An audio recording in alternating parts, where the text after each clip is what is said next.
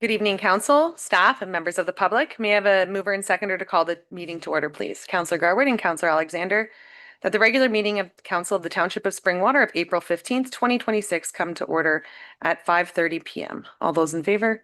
Sorry, 6:30. That is carried. Not used to not starting at 5. Please join me in the singing of our national anthem.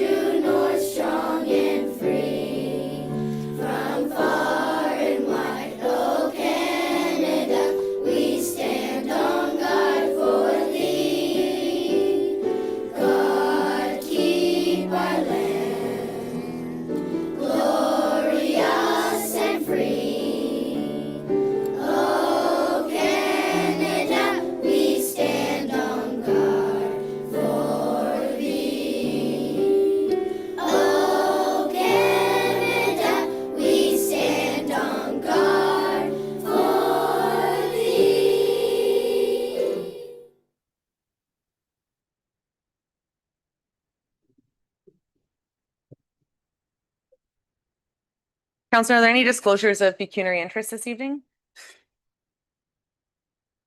And not seeing any. At this time, we'll move along to our deputations and presentations. And tonight we have a presentation to our Elmville Harvesters.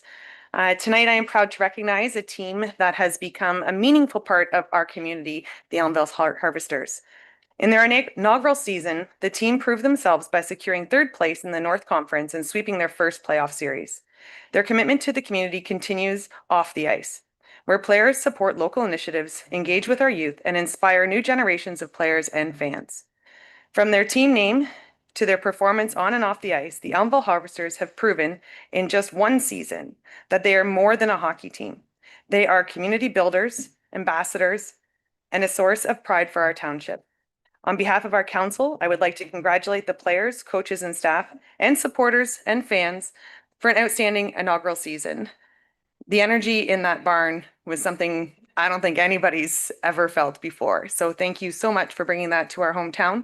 We look forward to many more years of success, both on and off the ice. So thank you. And at this time, I would turn it to Councillor Garwood. Thank you, Mayor Coughlin. So again, what a year it's been for the Elmville Harvesters. Elmville has always loved its hockey. It's part of who we are. But this year, something special happened. In its very first season, the Harvesters gave our community something to really rally around. And Elmville showed exactly what a small rural town can do when it comes together. From the very first puck drop, the support was incredible.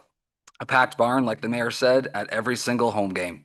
A sea of red in the stands. Families, kids, longtime hockey fans, and new ones all showed up to cheer on our hometown team.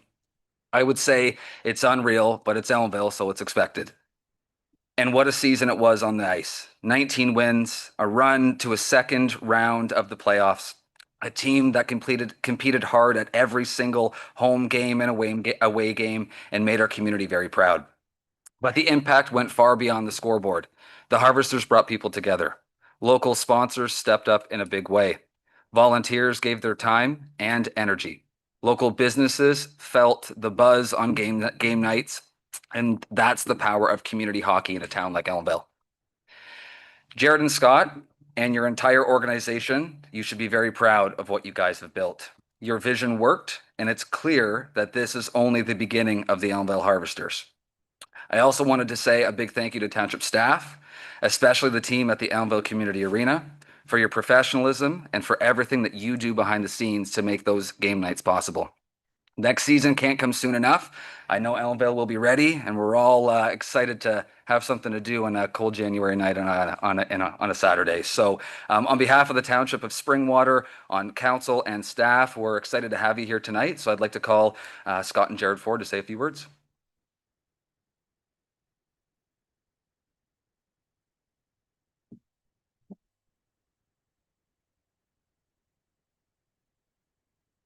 And welcome. Thank you for being here.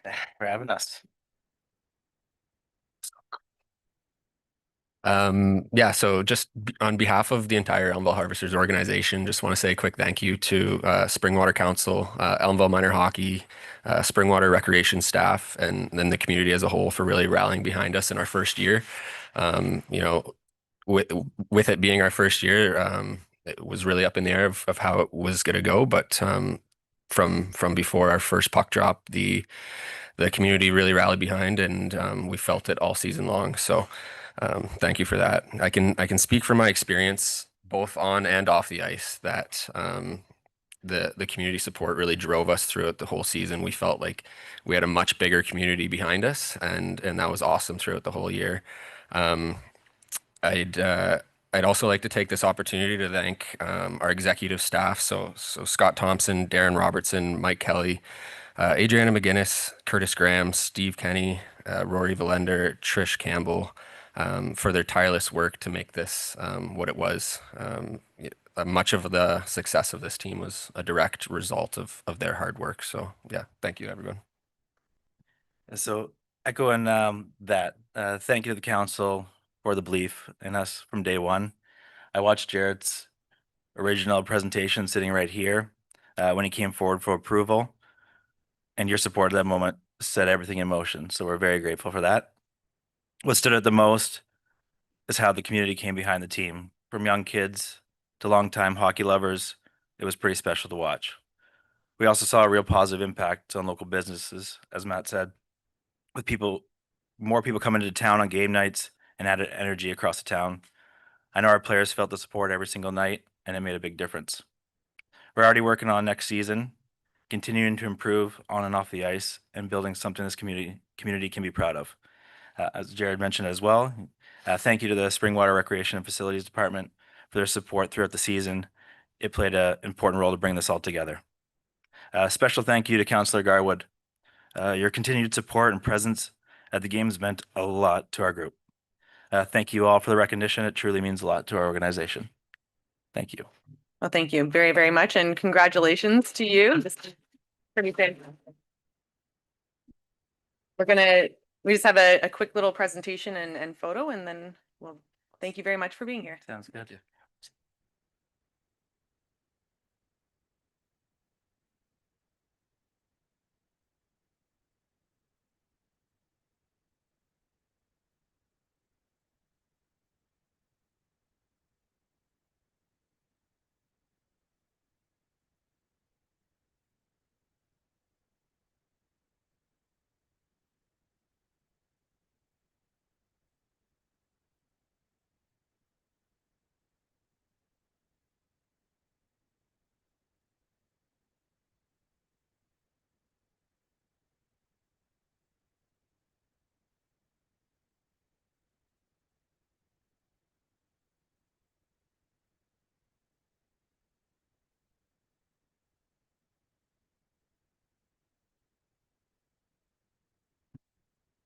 And at this time, we now call on North Simcoe Business Center for a presentation from Kevin Culhane.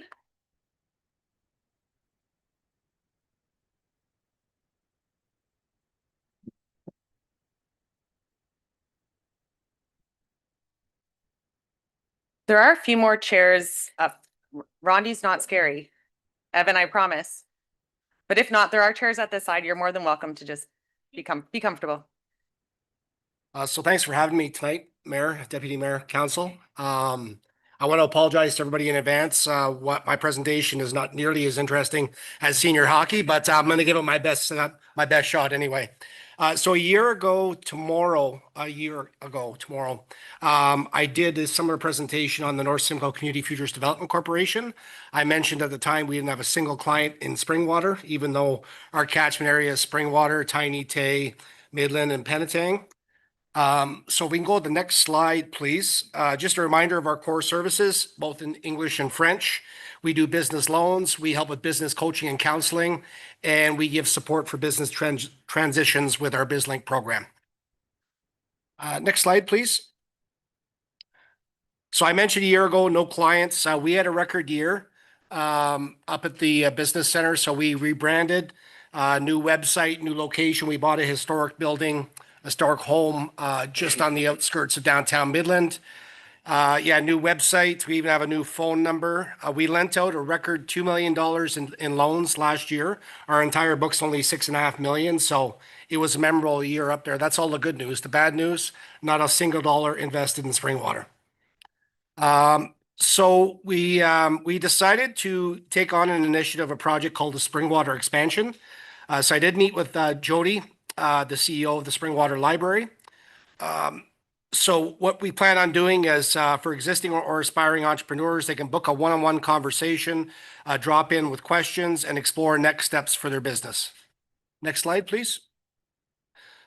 So the concept is simple. It's going to be a monthly in-person session at the Springwater Public Library, the Elmville location.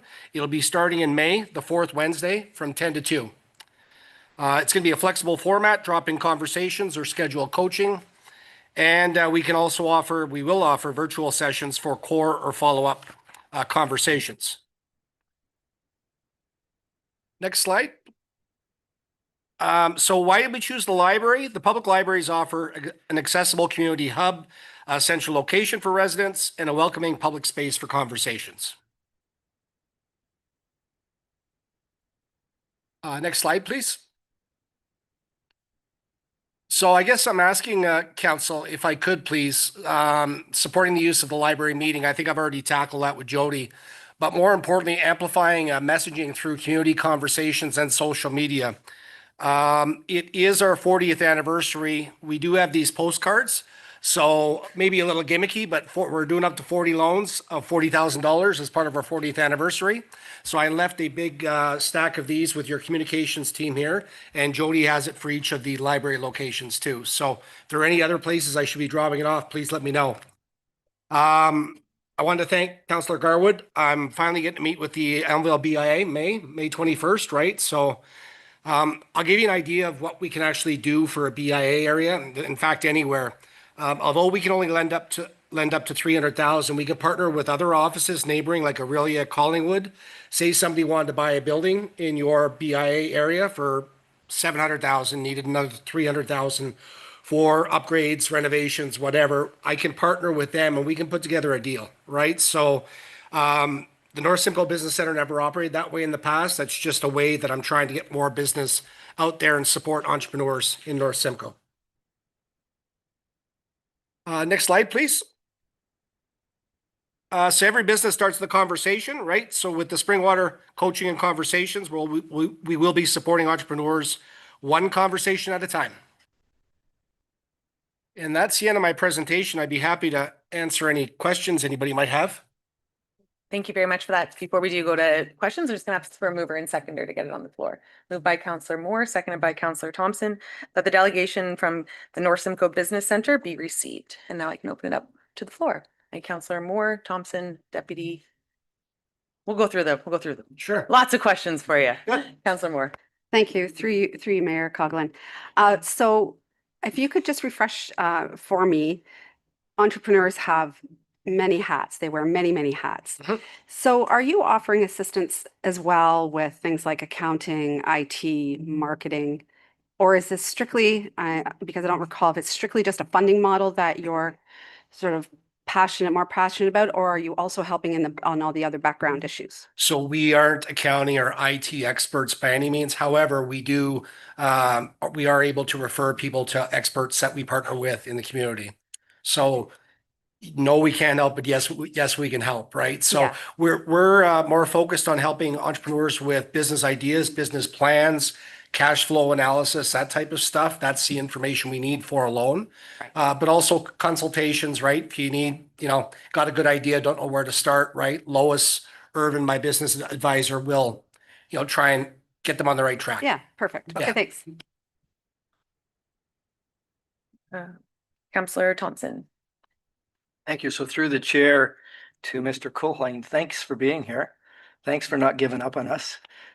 We don't have a great track record with economic development. And I serve on the library board. And so you have our full support. We talked about it last night at our board meeting.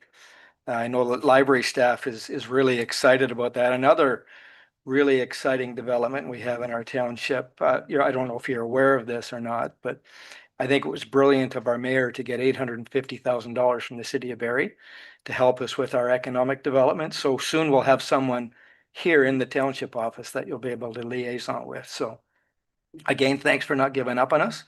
And you certainly have my full support on this. Thank you, Brent. And Jody did make me aware of that funding, and I look forward to interacting and partnering with the new EDO or whoever is given that job, right? So yeah, exciting times. Thank you. Deputy Cabral and then Councillor Garwood.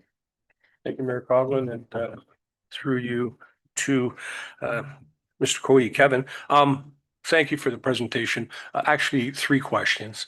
Number one, is your organization a rebranded version of the North Simcoe Development Corporation, or were you always separate from them? No, the former. You're Okay, correct. perfect. That really puts things in context for me. Legally, we're still North Simcoe CFDC, but our operating name is now the North Simcoe Business Center. Right. Yeah. And I do recall the presentation, but I'm very excited to hear that you've got that going to the point where you're actually looking to expand. My other question is, when it comes to the entrepreneurship, the second question being, are there any types of businesses that would necessarily be excluded? Could it be, brick and mortar? Could it be someone who works from their home? It just really, is it based on the business model and what their business plan is as far as gaining assistance through you folks? I'll let you answer that one first, if you don't mind. Mr. Collins. Yes, yeah. So we'll tackle just about anything if it makes sense, right? The business needs to operate in North Simcoe, right? So you don't have to live in North Simcoe, but the business has to operate up here. So it can be home-based, could be brick and mortar.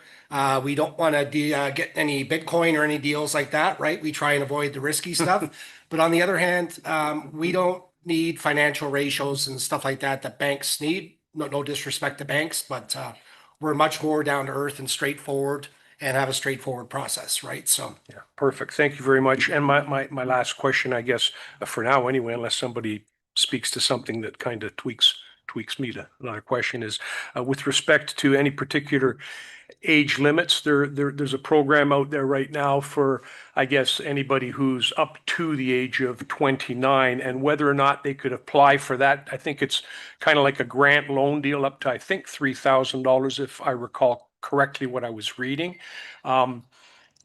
For anybody, but it's up to the age of 29. Would they still be able to apply for that and come and see you folks again? You were talking about the partnering piece, and also there's no age restriction with your particular organization. just 18 plus. Yeah. So we don't do any grant lending, but by all means, they can go to whatever organization's offering the grant and then come see us. Absolutely. Right. Because 3,000, although it's a great start, it's probably not going to get you too far with the way the dollar's going these days, right? No. And I will admit it's very heartwarming to find out that you're more excited about this than likely some of the people that you're going to promote their businesses for. So I think that's a good thing to have on board too. So thank you. I appreciate that. Thank you. I have Councillors Garwood and then Alexander. Thank you, Mayor Coughlin, and thank you, Kevin, for being here. It's nice to get to see you again. And from a BIA perspective, of course, we are excited about the possibility of having a partnership here, right? Having a resource directly in the BIA catchment area like yourself, monthly partnering with the Springwater Public Library is great. So I commend the library board and CEO Delgado for taking on that process. A big part of what we've been working on at the BIA table over the past few years is building out a resource package for our businesses. We've pivoted a bit from maybe where we were before, where we were focused on more of a tourism perspective of bringing folks into the community. We're focused on how do we provide the resources to a growing business community. We've seen pretty much all of our local business shops and empty buildings filled. We're seeing businesses move to Springwater and want to set up shop here. So this is that piece of that puzzle that I think we've been missing before to have that. So more of a comment than anything, but something else also regarding grants, understanding that that's not the conversation today necessarily, but the Township of Springwater does have a CIP program, Community Improvement Program. And again, it is small, minimal grants, but we actually have one on the agenda tonight from a local BIA Elmville business looking to provide some facade improvements. But a lot of what our local businesses also talk around the table is accessibility. We have a Queen Street that is many decades old, and it requires some enhancement. But some of these small businesses just can't front that upfront cost. So again, to have that as a resource or a potential here,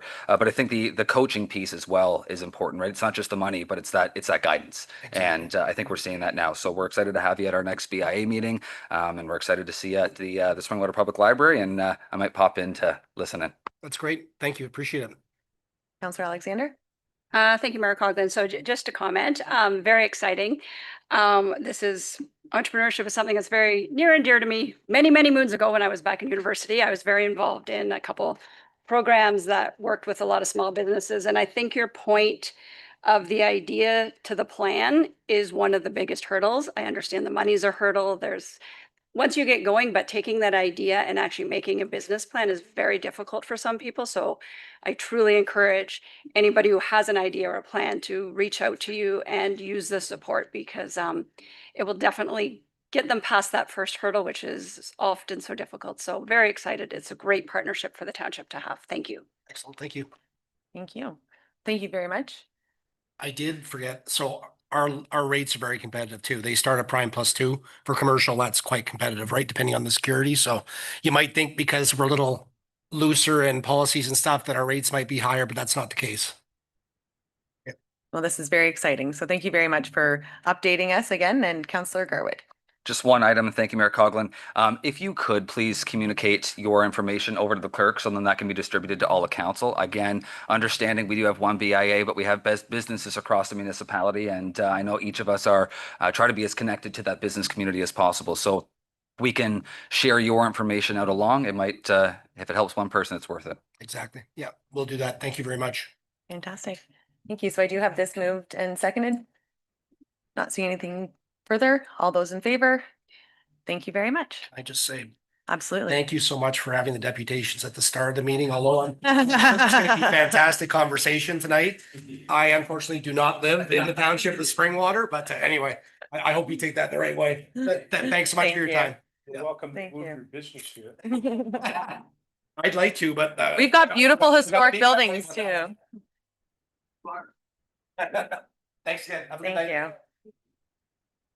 Thank you. Council, we are now moving on to item number 5, which is our question period, and I will turn to our Deputy CAO Ainsworth for submissions received.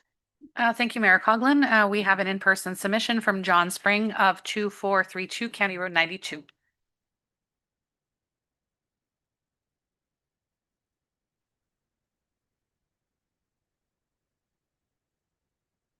Good evening, Mr. Spring. Good evening, John Spring, 2438 County Road 92, Elmville, Ontario. Mayor Coughlin, I would like to know what plans you have for this township to live within its means. The money, the legacy fund, as I understand, that is what it is called, Barry is to pay the township, has nothing to do with what I would like to know. Springwater Township lost approximately 4,350 acres of land to Barry, and that represents a significant amount of property tax dollars. We no longer have that money to work with. Therefore, what is the plan in the township budget to live within our new reality? Going back to, excuse me, going back to the Springwater Township taxpayers with property tax increases every year to make up the shortfall is not acceptable. It is not a plan, but rather no plan at all. Could you please tell me what you are proposing to nullify the significant loss of revenue in Springwater's budget? Thank you, Mr. Spring. And as indicated in 2 previous emails that I sent to you with the information that was provided by our finance team and our CAO, the property that left was approximately $158,000 in taxation annually, which is presented again to council tonight, understanding that we would need an upfront amount, which was a portion of the 5 million given up in front, so that the interest received on that would make sure that there was no increase to residents. So again, as indicated previously, council will be deliberating that this evening. Do you have spreadsheets with that? I asked the same question last time, did not get an answer from you. That's why I'm back answering it again, asking it in a different way. And I can resend the information that was provided to you by our finance team in depth. I can provide that to you again. But yes, that information was previously sent to you. Thank you. Thank you. And I will turn to our deputy CAO for any further submissions. Thank you, Mayor Coughlin. There have been no further submissions received. And at this time, we can turn to members of the public for any comments or questions. Not seeing any. At this time, we can move on to our presentations, number 6, and we have a PSD citywide presentation, please. Oh, and I believe that's online. It is. So just one moment here as we pull this up online.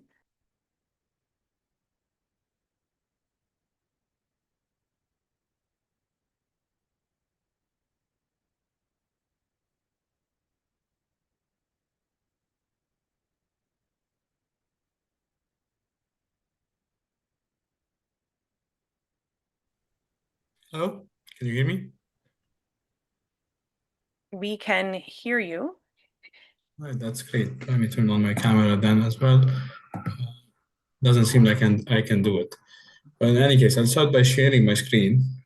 And we'll go through the asset management presentation.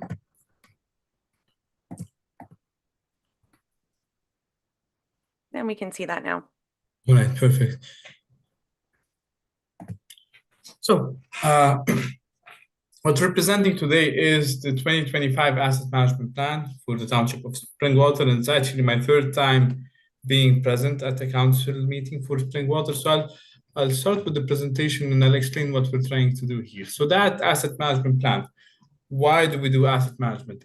Effectively, it's to make sure that we're in compliance with regulations such as the ORIC 58817. I'll talk about that in a bit. It helps us in improving the reliability of our infrastructure and in better aligning our long-term goals with the system integrity. And therefore, it helps in doing some cost savings when it comes to asset investments and investments in infrastructure, because it identifies the most economic interventions whenever we're investing in infrastructure and balancing levels of service with investments. On top of that, asset management plans are required for some grant eligibility, such as the OSEF and the CCBF. So you'd have to have an asset management plan in order to apply for these grants.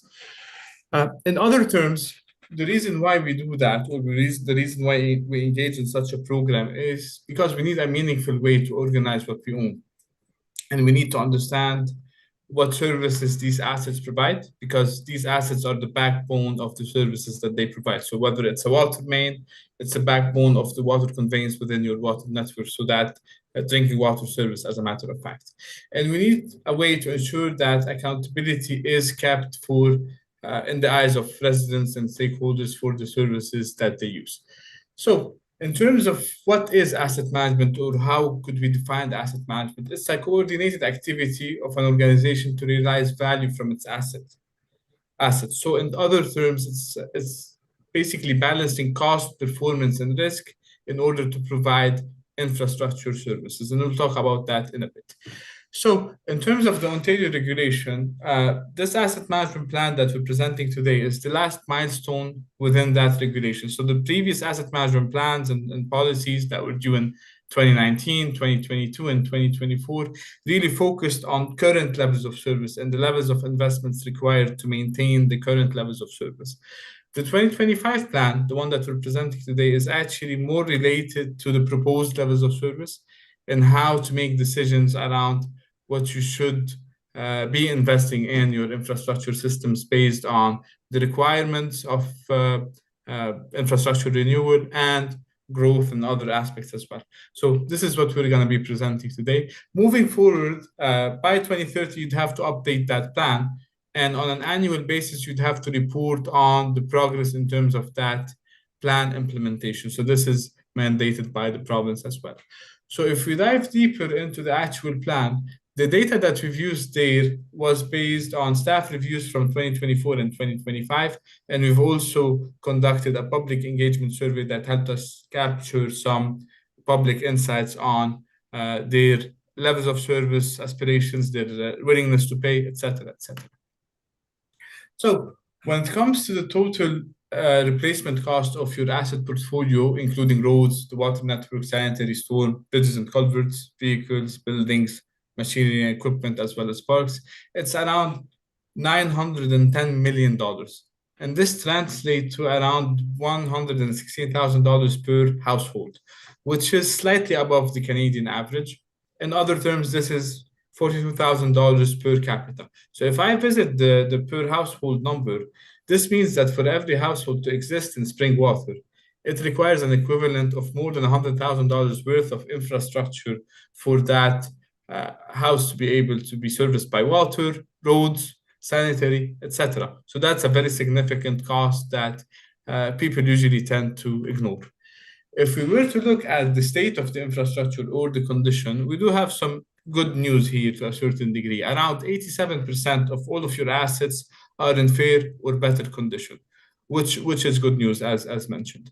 But if we look at the breakdown within that condition, we'd see that around 55% of all of the assets from a replacement cost perspective are using engineering or desktop assessments, meaning that the other 45% of the assets that you own as part of your portfolio are relying on age-based assessments, which are not the most accurate in some cases, because as you may know, infrastructure does deteriorate a bit differently due to weather conditions, due to use, etc., etc. So it's very important to make sure that we're keeping these condition scores as updated and as accurate as possible, because they help us in predicting the future expenditures when it comes to infrastructure. And they also help us in evaluating the levels of service and the risk mitigation plans for these infrastructure systems and infrastructure services. And therefore, they help us in identifying the most economic intervention whenever it comes to rehabilitation and renewal. A good example here would be if we're planning for a road reconstruction, or if we're planning for a few of them, actually, looking at all of your road network. If we do have an accurate understanding of the condition, this would help us plan for the 5, 10, and 15 years ahead, looking at what activities would be required to rehabilitate these roads. If that information is not available, then we'd be basing that on age, which is not the most accurate method for analysis. So if we look at some of the analysis that we've done there from an investment perspective, we've used the end of life scenario for most of the assets except for roads and bridges. So what that means is that for assets like vehicles, we've looked at their estimated useful lives and we've assumed replacement at the end of that service life. So for example, if a vehicle has an estimated useful life of 10 years, its replacement is planned 10 years later. Whenever it comes to roads and bridges, they're a bit more complex in terms of life cycle modeling. So we've taken into account all of the recommendations from your road needs studies and your OSIM inspections to account for any upgrade or rehabilitation work associated to these transportation systems. If we look at that from a financial perspective, we'd see that the Township of Springwater has a backlog of around $25.9 million in terms of overdue infrastructure investment activities. And if we look at the years to come, you'd see that there are some significant infrastructure renewal requirements that are due in the next 5 years to come, 10 years to come, etc. And this translates to around $23.5 million in terms of annual requirements. And that's for you to be able to replace your assets whenever they're due and to engage in the rehabilitation activities that are designed as part of your OSIM inspections or road needs studies, etc. In terms of the key risks associated with not investing enough in infrastructure renewals, this tends to usually lead to an accelerated asset deterioration. So you'd see that some of the assets would be failing before they're due, which translates to higher long-term costs, because if we're not spending enough today, we'd be spending way more than we should tomorrow. This also may have some impacts on service disruptions and reliability issues, because if a certain roof is not fixed whenever it needs to be fixed, that's a service reliability issue in that case, which may lead to increased public safety risks, concerns in some cases, a rising infrastructure backlog as well, some reputational damage from a community satisfaction and trust perspective, some financial instability and budget pressure issues, as well as increased vulnerability to climate change. Because if assets are deteriorating faster than they should be, and that's on top of that, we're adding the climate change impact. And I know that you folks were hit really bad the last year because of some storms. That expedites the asset deterioration and therefore enhances the levels of investments required to fix infrastructure. So if we were to look at some of the financial scenarios modeled as part of this study, we'd see that you're currently funded at around 25% of your long-term requirements, which means that the deficit is around 75% taken into account the status quo of funding. So you need around $25 million a year, and you're currently investing $6.1 million a year. And that's only taking into account sustainable funding sources. For a source to be considered sustainable, it has to be recurring, it has to be material, and it has to be predictable. So any one-time grants are not included as part of that study.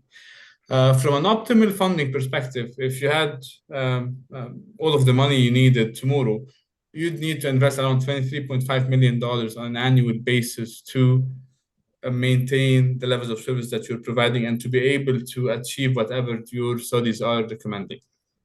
Knowing that this is not a practical scenario, what we would typically recommend in such a case would be a gradual increase in terms of taxes and rates. And in order to close that gap within a time frame of 10 years, the calculation adds up to around 5.8% in terms of annual tax increases. On top of that, we'd need a 1.9% annual water rate increase and a 3.4% sanitary rate increase. Now, mind you, the numbers here are based on the best available data at the time of the analysis, which may conflict with some studies, as we'll see in the next slide.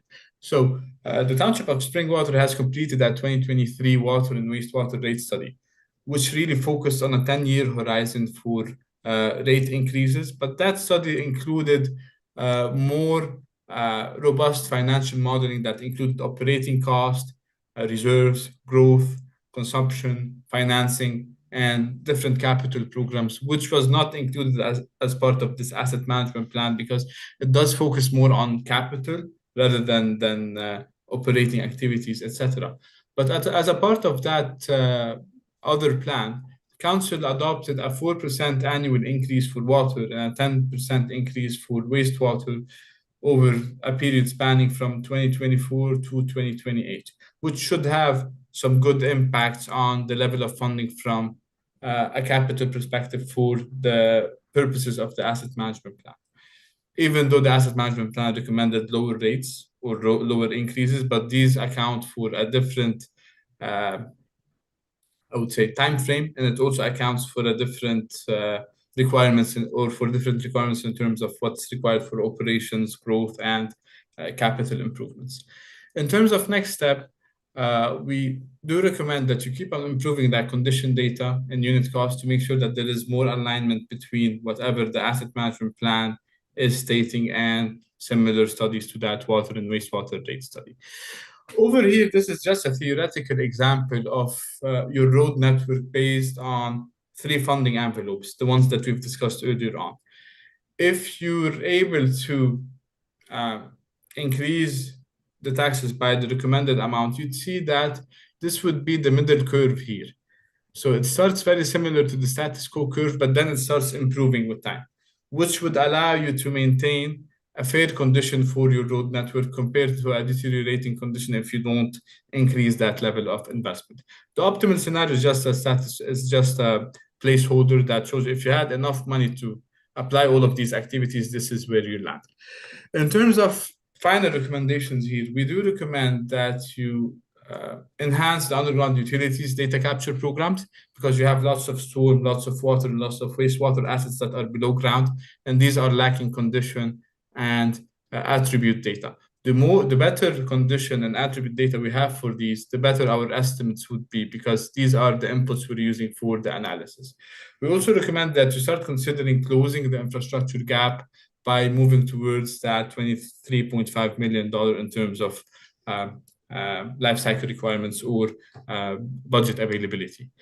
Another key recommendation here is to start by looking at the $24 or $25 million that's in backlog and verify whether these items should be in that infrastructure backlog or would they benefit from a data update that would help paint a better picture for what's overdue for renewal. In terms of other recommendations, we do heavily recommend that you prioritize proactive maintenance and therefore invest early on in the rehabilitation of some of your infrastructure systems rather than waiting till they're due for replacement. Another recommendation is to also look at strengthening your condition assessment program, so rolling that out to beyond the bridges, roads, and some facilities to include all of your infrastructure systems. Use more risk-based decision-making that was developed as part of that plan, so looking at the probability of failure and consequence of failure of the assets. Advance climate resilience measures, so capture more data and more attributes that are related to the impacts of climate change on your infrastructure renewals. Make sure that you add or grow and stabilize your reserve contributions because it's like a savings account at the end of the day. So these should be built and they should be built abundantly to make sure that there is enough investments to satisfy whatever is required in the future. Make sure to always keep on engaging the public and ensuring that transparency piece is part of your plan. And last but not least, develop supporting AM policies and procedures that would help you in better translating what's underground to the studies through like better data capture programs, better procedures, and better data management programs as well. And with this, I'll open up the floor to any questions. Thank you. Thank you for the presentation. And before we do turn to questions, I'll just have a mover and seconder to get this on the floor, please. I have Deputy Cabral and Councillor Alexander that the report titled 2025 Asset Management Plan and Strategic Asset Management Policy dated April 15, 2026 be received, and that Council adopt the 2025 Township of Springwater Asset Management Plan and Strategic Asset Management Policy as attached as Appendix A and B, and that Council refer the recommended funding scenario as dedicated 2.6% annual assessment management levy to the 2027 budget for deliberations. And at this time, I can open it up to the floor for any comments or questions. Deputy Cabral. I apologize, Mayor Coghlan, I don't recall the gentleman's name. Oh, where did he go? Oh, he's online. He's on. I believe it was Elo. Elio. Yeah, Elio, thank you. thank Through you. you to Elo, and I apologize for that. I didn't No catch it. worries. Elo, a couple of questions that I have for you with respect to the water and wastewater scenario there, where you're looking at the actual asset management plan of physical assets versus the operational side, which is what the previous study had looked at.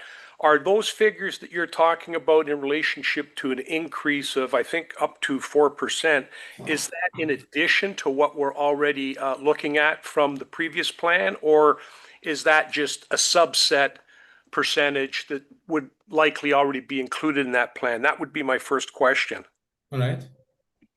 Yeah, I can answer it now or wait for your second question, whatever makes sense to you. Okay, thank you. Actually,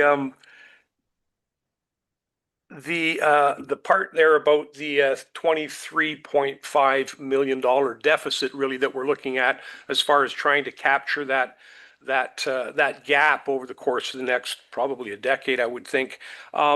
Did you also have any other scenarios, with respect to getting there over maybe a little bit longer period of time? Or are we always going to just be looking at the 10-year framework? If I'm not mistaken, that was what you were looking at. Okay. Both of these are great questions. So I'll start with the first one, which is related to the water and wastewater rate study. So just to give you some background on this study really included lots of considerations related to the financial modeling of the requirements of these water and wastewater systems. So it did include operating cost, reserves, growth, consumption, the financing cost through that, and capital program. So this is a very robust study, but it only looks at the requirements for the next 5 or 10 years to come. So it's very tactical in a sense. Whereas the asset management plan looks at a more, I guess I would say, a longer term analysis, because it does look at the level of investment required to change or to replace a water main that's due in 50 years from now. So the way we calculate these is that we account for every activity within an asset's life cycle. So that could be like a rehabilitation activity or a replacement, and we annualize these costs to come up with the annual investment required. So to answer your question in terms of like whether this is included as part of that rate or whether it's on top of it, these are more or less separate, because the rates that we recommend, the rate increases that we're recommending, are based on the available capital that you have for capital replacement and what's required from a long-term perspective. So in other terms, we're not taking into account any operational impacts or sorry, any operational costs or any costs that are not related to capital rehabilitation and replacement. But what we have to stress on here is that this analysis is based on the best data available at the time of the analysis. In order for you to come up with an accurate estimate for what's required for your water and wastewater systems, you'd have to have a full-on assessment completed on your facilities, as a matter of fact, but most importantly on your underground infrastructure, because this is the area where lots of data may be missing. So if you complete a CCTV inspection, as a matter of fact, that would really help you in scanning what you have there and better estimating the cost and the renewal cost, etc. And I think you've already done that for a portion of your stormwater system, and it did help in enhancing the data quality there. So this is recommended for all of the other asset categories as well. Now, in terms of the second question, which I think was related to getting to the sustainable funding level, the report does include a 5-year scenario, a 10-year scenario, a 15-year scenario, and a 20-year scenario. The reason why we picked the 10-year scenario is because in terms of making sure that you have enough, I guess, financing available to fund infrastructure, you have to be mindful of the percent increase, because in some cases, you can't do a 5-year aggressive increase window because that would be a burden on ratepayers and taxpayers. So it's phased out over 10 years. In other cases, you also don't want to do a 20-year program, because the more you delay that, I guess, or the more you delay that deficit closure window, the more infrastructure you'd see deteriorating faster and more failures within your system. So it's kind of in between. That 10-year recommendation is kind of in between, in order not to adopt a very aggressive increase scenario, but yet not to allow for like a 10-year closure or a period closure time to a certain degree. I do have another question. Follow on? No, wait. Other members of council, any comments or questions? Follow on, Deputy Corral. Thank you very much. Through the chair to Elo. Elo, with respect to the actual asset management planning, is there any type of a formula that Springwater Township might be able to use in respect of phasing asset management in? And what I mean by that is when we're talking about life cycle funding, I noticed there for the water and wastewater on the graph, there's a fairly large component that we're looking at down the future. And I guess what I'm asking you is, depending on what the purchase is for, we may have opportunity to buy certain equipment or certain assets that, you know, have a finite life expectancy.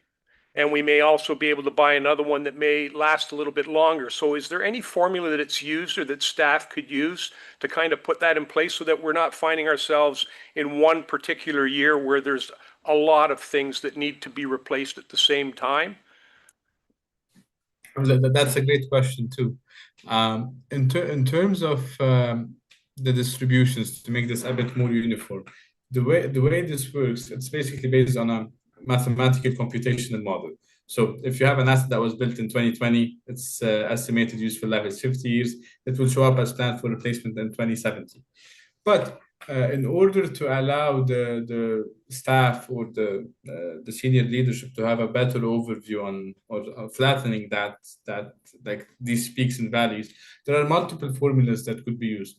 Some folks would use something called bull distribution, and I'm not going to go into the technicalities of that, but that helps you like span the work over a number of years depending on a certain statistical distribution. Now, when it comes to an actual prioritization mechanism, there's a recommendation in the plan to use the risk models developed more frequently. And by that, I mean, whenever we're looking at a specific budget envelope, let's say you only have $10 million available in a specific year, but you have requirements of $15 million.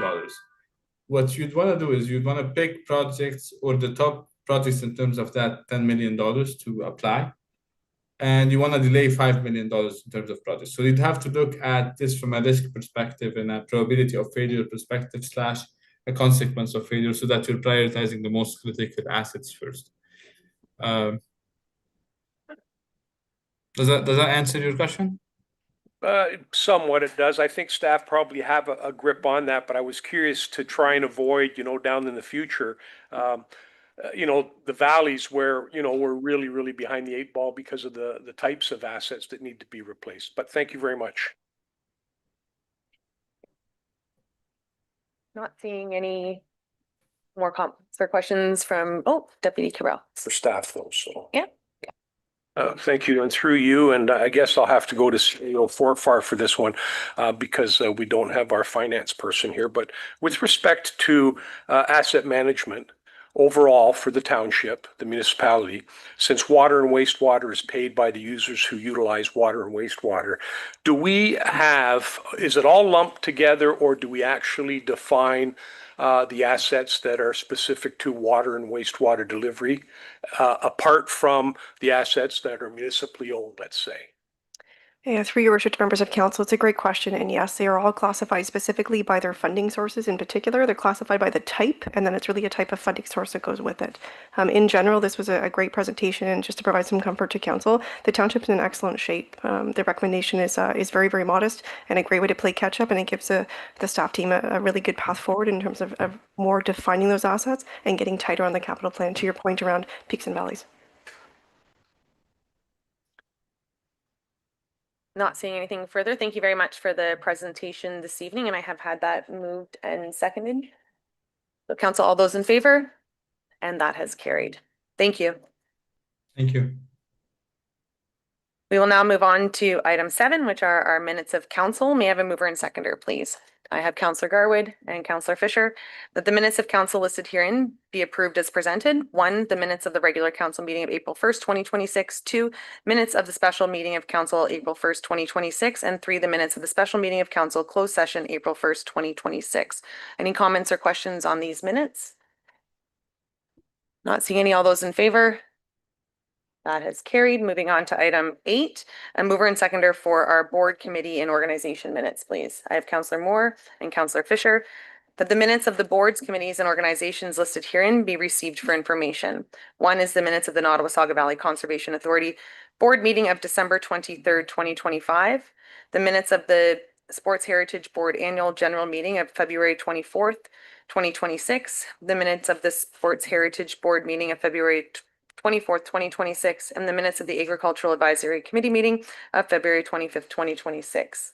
Comments or questions on these minutes? Not seeing any. All those in favor? And that has carried. We will now move on to our action reports, and a mover and seconder for this, please. I have Councillor Garwood and Deputy Cabral that action report items listed 8.2 through 8.16 be received, and that the recommendations contained therein be approved as presented. 8.2 is our delegation of authority for the property tax adjustments. 8.3 is the award of the Minising Community Hall Basement Foundation. 8.4 is tender 2026-04 PW at Tandem Snowplow. 8.5 is the award of tender 2026-05 PW a single axle snowplow. 8.6 is the award of the 2026-10 RFT replacement of Bridge 4 and rehab of Culvert 210. 8.7 is the updated water financial plan. 8.8 Carson to Thompson lands development, and this is security reduction. 8.9 is the Springwater Endowment Fund. 8.10 is the administration building roof. 8.11 is the award of the Elmville Arena dehumidification system of phase 2.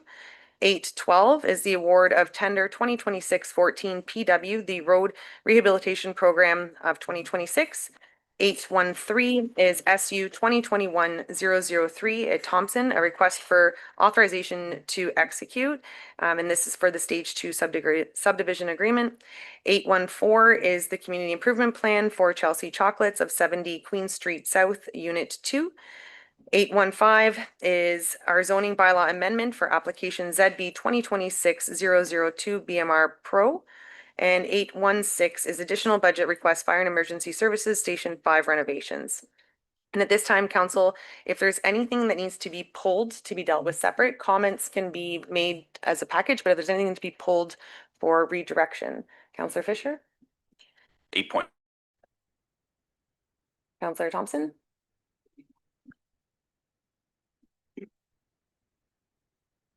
Anything else to be pulled to be dealt with separately?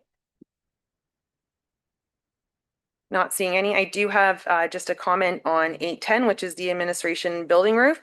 I just wanted to take a quick minute to thank our staff for indulging all the buckets and plants that are placed strategically to catch the drips that come down, and unfortunately that's at people's desks and all over. So thank you very much for your time and patience as we move forward to this. Councillor Moore?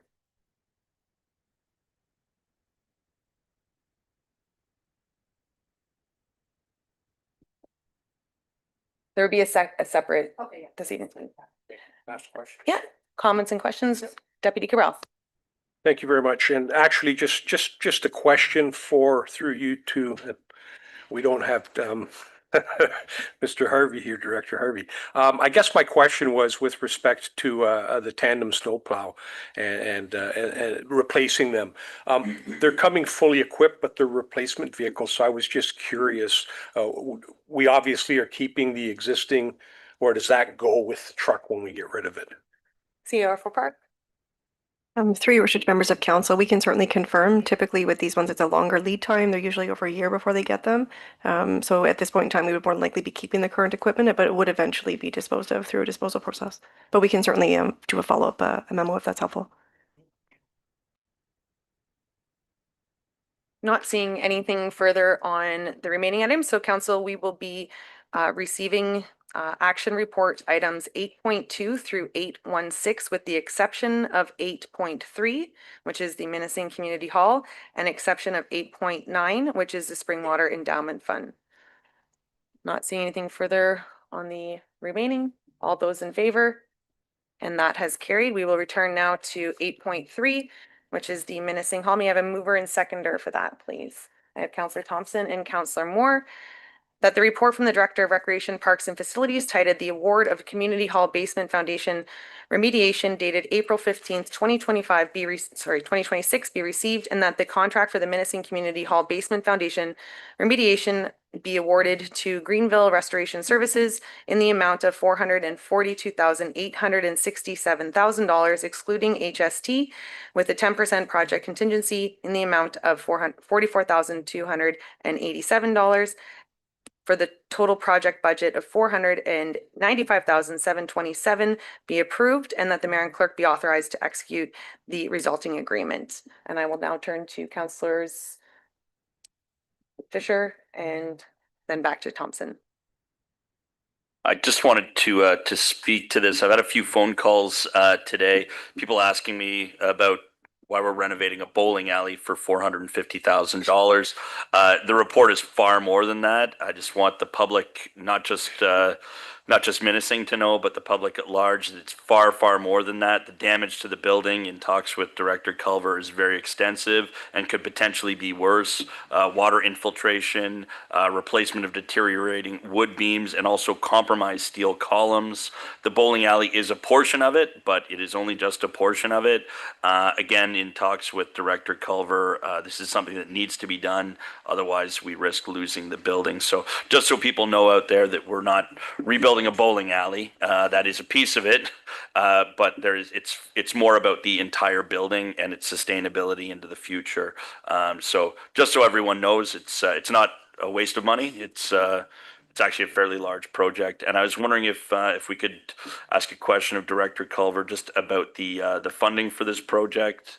I know some of it was in the budget, but maybe he could speak to that if that's possible. Director Culver? Thank you, Mayor, and through you to Councillor Fisher.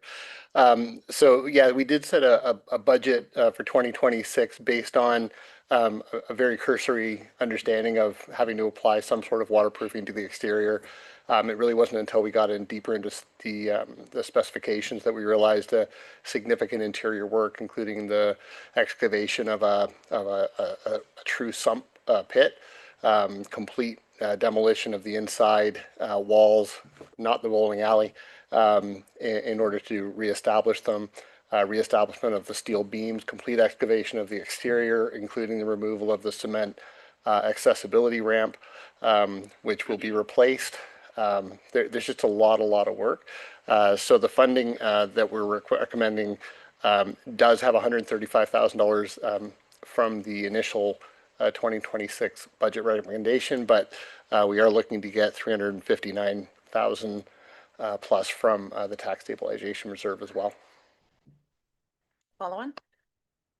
Thank you, Director Culver. I think it's also important to note for the public, we do condition reports on all of our buildings, whether it be libraries, halls. We do this, but it's very superficial. Sometimes things like flooding and stuff expose a bigger problem, right? So I think that has been the case, because again, I've dealt with these questions today because it is a large sum of money. It's not something superficially we could detect. It's something that's came about. So just so people know that it wasn't overlooked. Councillor Thompson? Thank you, Mayor Coughlin. Thank you, Councillor Fisher, for bringing that up and for your support on this. And a big thank you to Director Culver for the work that you've done on this. I know you've attended the CRA, you've interacted with the residents of Menacing on this, and I really appreciate your interaction and your support. And this week, I don't know if everybody knows, this upcoming week is the National Volunteer Appreciation Week in Canada. And I know there's many members of Menacing and of the Recreation Community Association here tonight. Thank you for coming. We hear you. Thank you for making your voices heard. This is, as Councillor Fisher said, is much more than a bowling alley, but I think the bowling alley is enough. I mean, it's so connected to the community. It's so important to the community, but this foundation repair puts the whole building in jeopardy. So obviously I'll be supporting this, and we'll be asking for other members of council to support this as well. Thank you. Councillor Garwood? Thank you, Mayor Coughlin. And thanks for the folks from Menacing that are out here tonight. Just a few items. I compare this very similar to the report that came to council just a few meetings ago regarding the roof of the Elmville Community Hall. It was a significant investment that we unfortunately had to make. Again, a couple $100,000, but because of that, I call it a Band-Aid approach over many decades, it led to major work needing to be done here. And this is the exact case. Unfortunately, we've had a couple of these instances, the Elmville Library basement as well, being another one of our municipal spaces that has succumbed to water damage. So again, I'm in full support of this. I think the scope of work was already highlighted by Director Culver and Councillor Fisher as well, but it is significant. And that bowling alley, I know, is near and dear to many folks that are here and many folks in Springwater as a whole. For many decades and generations, it has provided something to do in the community. And the floor in Hillsdale or the roof in Elmville, renovation to Grenfell, we continue to do that. And the reason that we do it is because it's not that it's a financial business model, but it is because it means so much to our community and it what makes spring water. The last conversation I had about a repair to the Menacing Hall was with Mr. Johnson, who told me about a story where they went in with dynamite to make the basement available for the bowling alley. So while we do have to adhere to different rules and regulations in our day of council, I think that the generational investment in our communities is something that councils continue to stand behind. So thank you very much for being here. Council, is there anything further on this? Deputy Cabral. Thank you, Mayor Coughlin. And while I will support it, I do want to, make note and mention that, we did utilize $750,000 from the tax rate stabilization reserve for our 2026 budget. And, this is an additional 359,000 through the tax rate stabilization fund. So I'm just a little bit curious. And once again, our finance officer is not here, but whether or not there's any kind of an idea on what our tax rate stabilization fund still has, because we keep withdrawing from it for a couple of other items on the agenda too. So I'd just like to know where we stand when we've taken a little over $1 million out of there now. CEO 45. Through your restricted members of council, we can certainly provide council with an update following this meeting. It was certainly a healthy reserve. There were several $1 million, is my understanding, at the end of 2025 to utilize, but we can certainly do a catch-up report with council. Not seeing anything further. All those in favor? And that has carried. We'll now move on to our second item that was pulled, which was item 8.9. Thank you, Councillor Thompson. And I'm mover and seconder for the endowment fund, please. Actually, you know what we could do at this time, council? Do you want to take a quick 10-minute break and let everybody, I mean, they're probably really interested in everything else that's on the agenda, but we can just take a quick 10 minutes and we'll resume to item when we get back.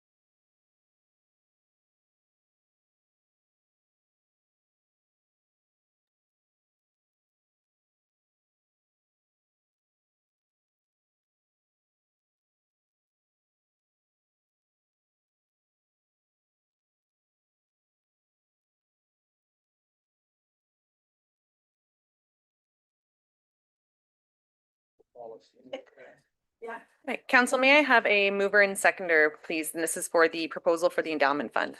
I have Councillor Garwood and Deputy Cabral.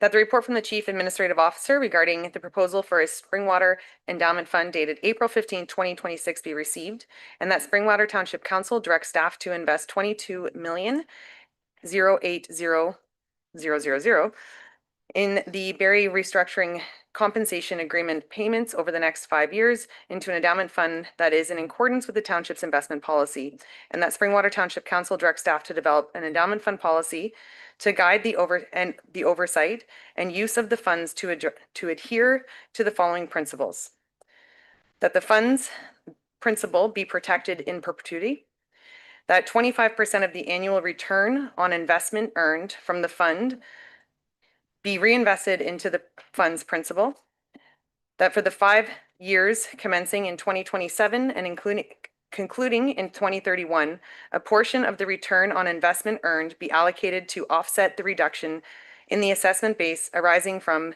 the provincially legislated boundary adjustment, thereby by maintaining the property tax rate stability.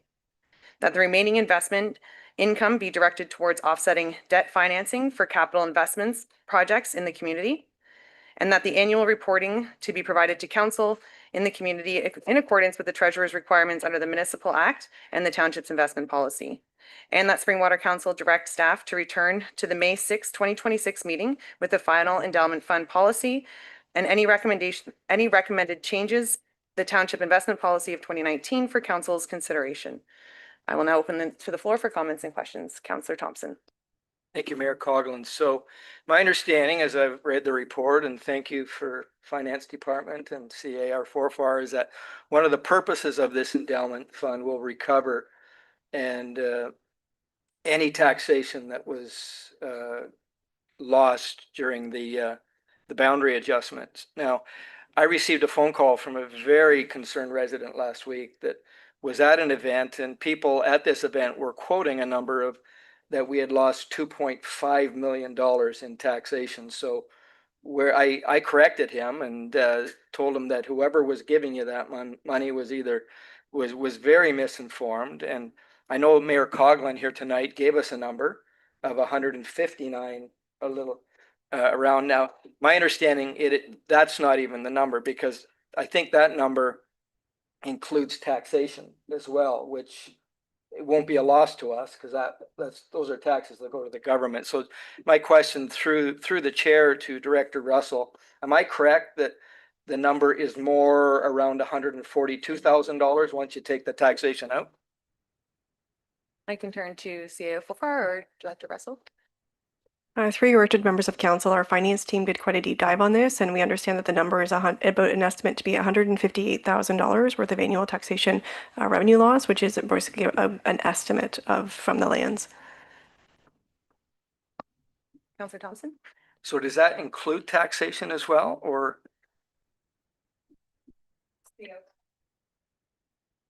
For your worship, members of council, yes, it's the estimated total revenue loss from the taxation on the properties that have gone to Barry, if that makes sense.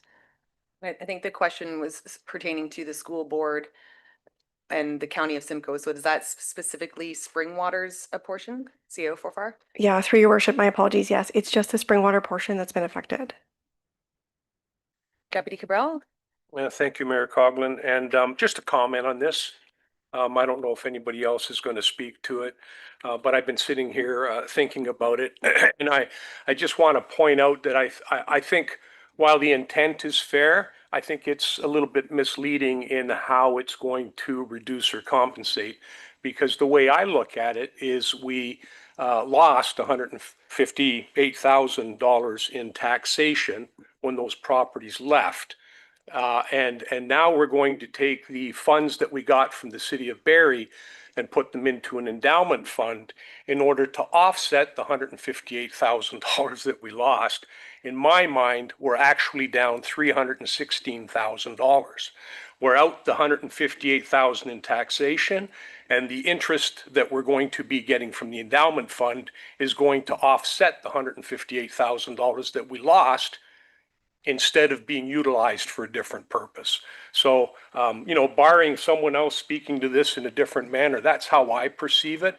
I don't see this as an opportunity for us to win anything, because really what we're doing is we're hiding a $158,000 loss by using funds that we were provided by the city of Barrie through the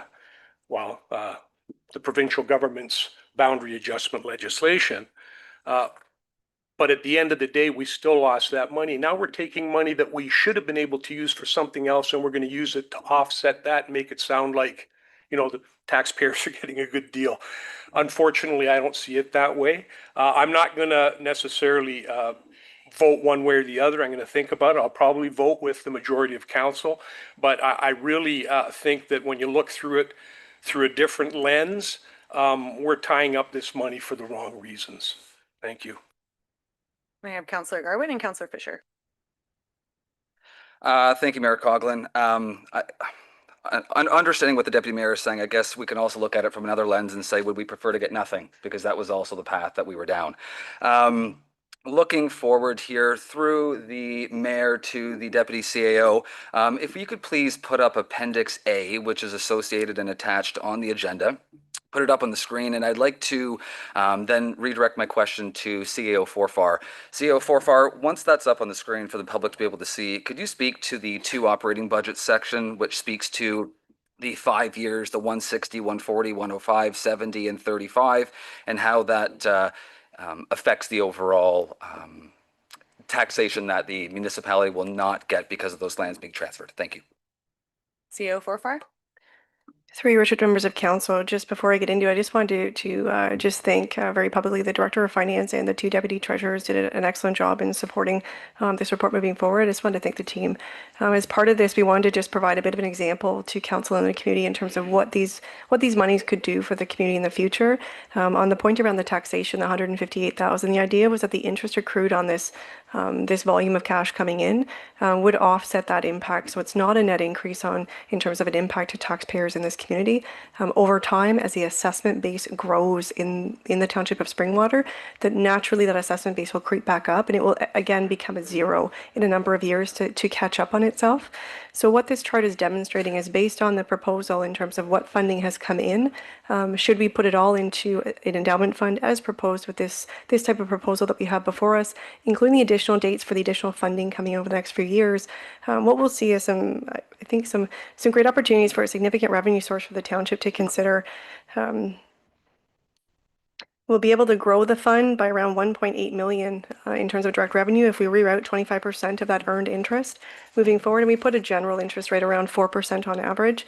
Just as some context, the community investment projects over the next 10 years would benefit up to around 5.5 million in terms of rerouting direct funding to support asset management or other community initiatives. And the property tax stabilization, again, that would net itself out over 4 to 5 years. There would not be an impact on that. And the fund would continue to grow by reinvesting 25% into it. So we wouldn't lose overall value on that fund in terms of it would be able to offset inflationary increases and those types of things. So it is a net gain to the community, and it would provide some flexibility to council in the future in terms of the opportunity to utilize the funding for strategic investments or to offset things like asset management and projects like that in-house. Follow on from Councillor Garwood, and I do see Deputy. I do have a list. Thank you, Mayor Coughlin. And just follow on to CEO Forfar. Thank you for that explanation. And yes, thank you to the finance team for the work and the effort here. Can you also speak to, I understand it's referenced in the direction here, but just so the public is aware and so council is also aware of the process moving forward, should council tonight choose to proceed with this recommendation, it's my understanding that this would be provide direction to staff. Staff will then come back at the next council meeting for a final policy and approval implementation. Is that correct? CEO Forfar.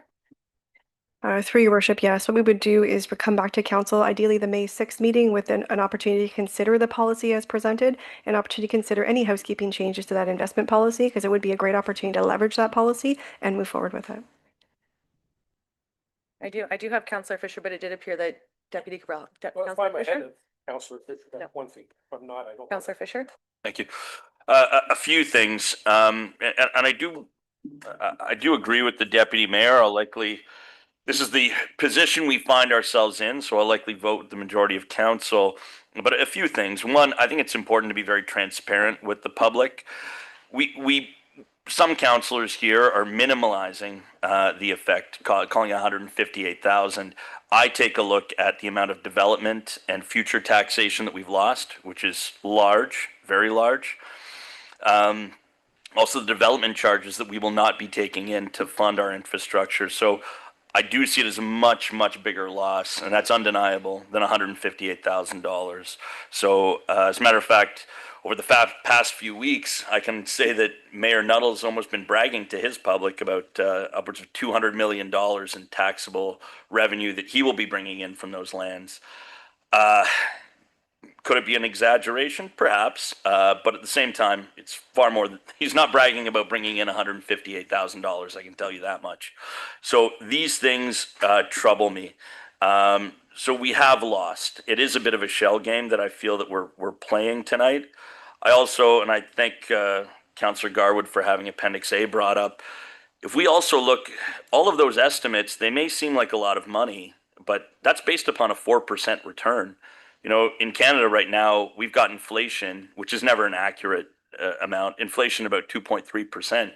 Well, we're really making 1.7% on our money. It's really not sustainable. I think we'd all agree up here that infrastructure spending has outpaced that, right? The cost of concrete, roads, rebar, whatever, it outpaces it. So I don't like the position we're in, but we are in it. Not something I voted for.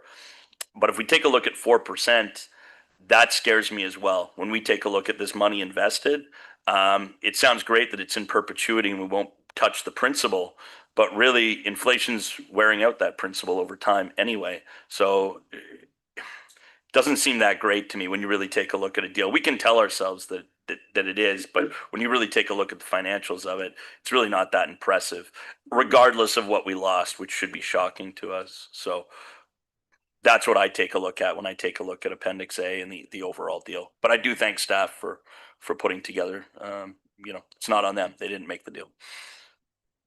I have Deputy Cabral and Councillor Alexander.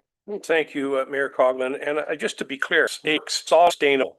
Only concern is where the money is actually going to offset a loss that we already had. And when I look at it, it appears that we're actually, you know, out twice, because we could have taken the money that was coming to us and utilized it for other projects, so on and so forth. And the curvature line, I appreciate that too. So it's not the math.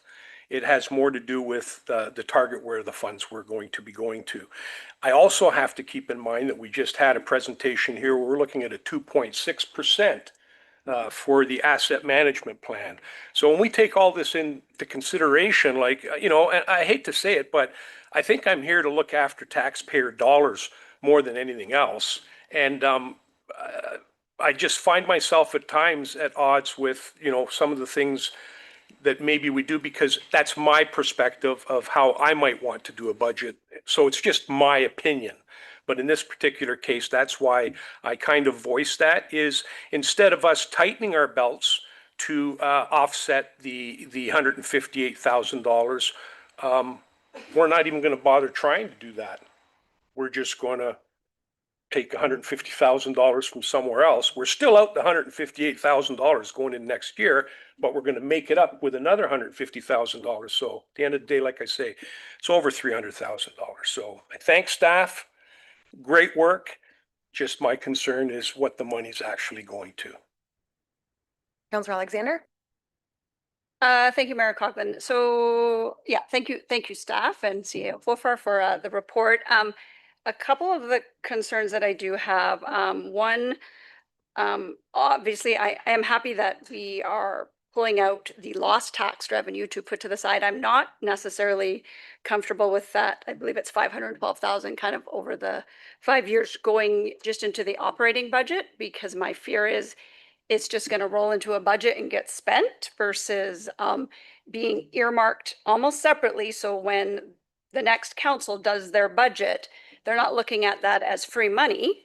They're looking at, here's our budget, and then we're going to take that $150,000 and use it to lower the rate. So I would personally like to see something like that in there. I'd like the 25% annual earnings going back in. I think that's great. My other concern is the 5.5 million going into community investment projects. And not that that's a bad thing, but my worry is it's not a lot of money. Like, I know it seems like a lot of money, it's $22 million, but it's truly not a lot of money at the end of the day. And taking 5.5 million out of it to go into smaller projects, it's just going to dwindle the money and we're going to watch it go away. I would prefer to see more reinvested into a fund that's not touched in order to do a bigger project that this township couldn't do on its own.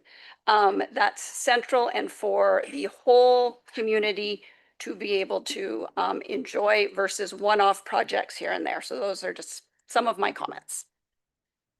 CO Forfar? Through your worship, members of council, thank you for that question. If it's okay, I appreciate the opportunity just to clarify, because that 5.5 over that 10-year projection, just to give you from the example, is actually interest accrued on the balance. So the fund is protected, the 5.5 isn't coming out, and we can absolutely look at the language to make it more flexible for council. We were just trying to consider it would probably go into capital projects, but again, that's an opportunity for council to direct how that funding would be spent. Councillor Fisher? Through you to CAO Forfar, the 4%, you know, where did that 4% come from? What type of investments are we looking to put it in? Is it possible, I'm sure it is possible, to look at other investments that would garner something in more favorable than 4%? Can you speak to that and how it ended up in the report? Through your worship to members of council, the 4% was just a general sort of overall over historic average is my understanding. When finance staff sort of looked at this, they've done some consultation with a couple of larger companies out there. I believe Wood Gundy was one of them. I can't remember Scotiabank's commercial group, but a couple of the larger groups they've had some discussions with, and sort of landed on 4% being a reasonable average of over the last 10 years or so, just to put in there for an example. Again, it could go up, it could go down. It was just really there as a placeholder, but a reasonable one to consider based on historic numbers. The investment policy has a very tight framework that council adopted a number of years ago in terms of the ratio, so high risk, medium risk, and low risk. So the investment policy really guides how those dollars would be invested. So this example came from that investment policy to say, based on our investment policy, this is a reasonable framework that would work within that, and was fairly consistent, my understanding is, with other municipal sort of jurisdictions and how they tend to like to manage municipal monies. So it certainly came from some consultation with some professionals out in the field. Should this move forward, the treasurer would be looking to retain somebody under that investment policy framework, and then move forward with the investing of the dollars within that policy. But that policy is council's, and that policy sets that framework. Councillor Thompson? Thank you. And so through the chair to Director Forfar, when I was talking to Director Bedard about these funds and investing, he said that we would have a little more flexibility with these funds because they were coming from the city of Perry as opposed to funds coming from taxation. Is that a correct characterization, that we would have some more flexibility? We could maybe do some things we otherwise couldn't do with these funds?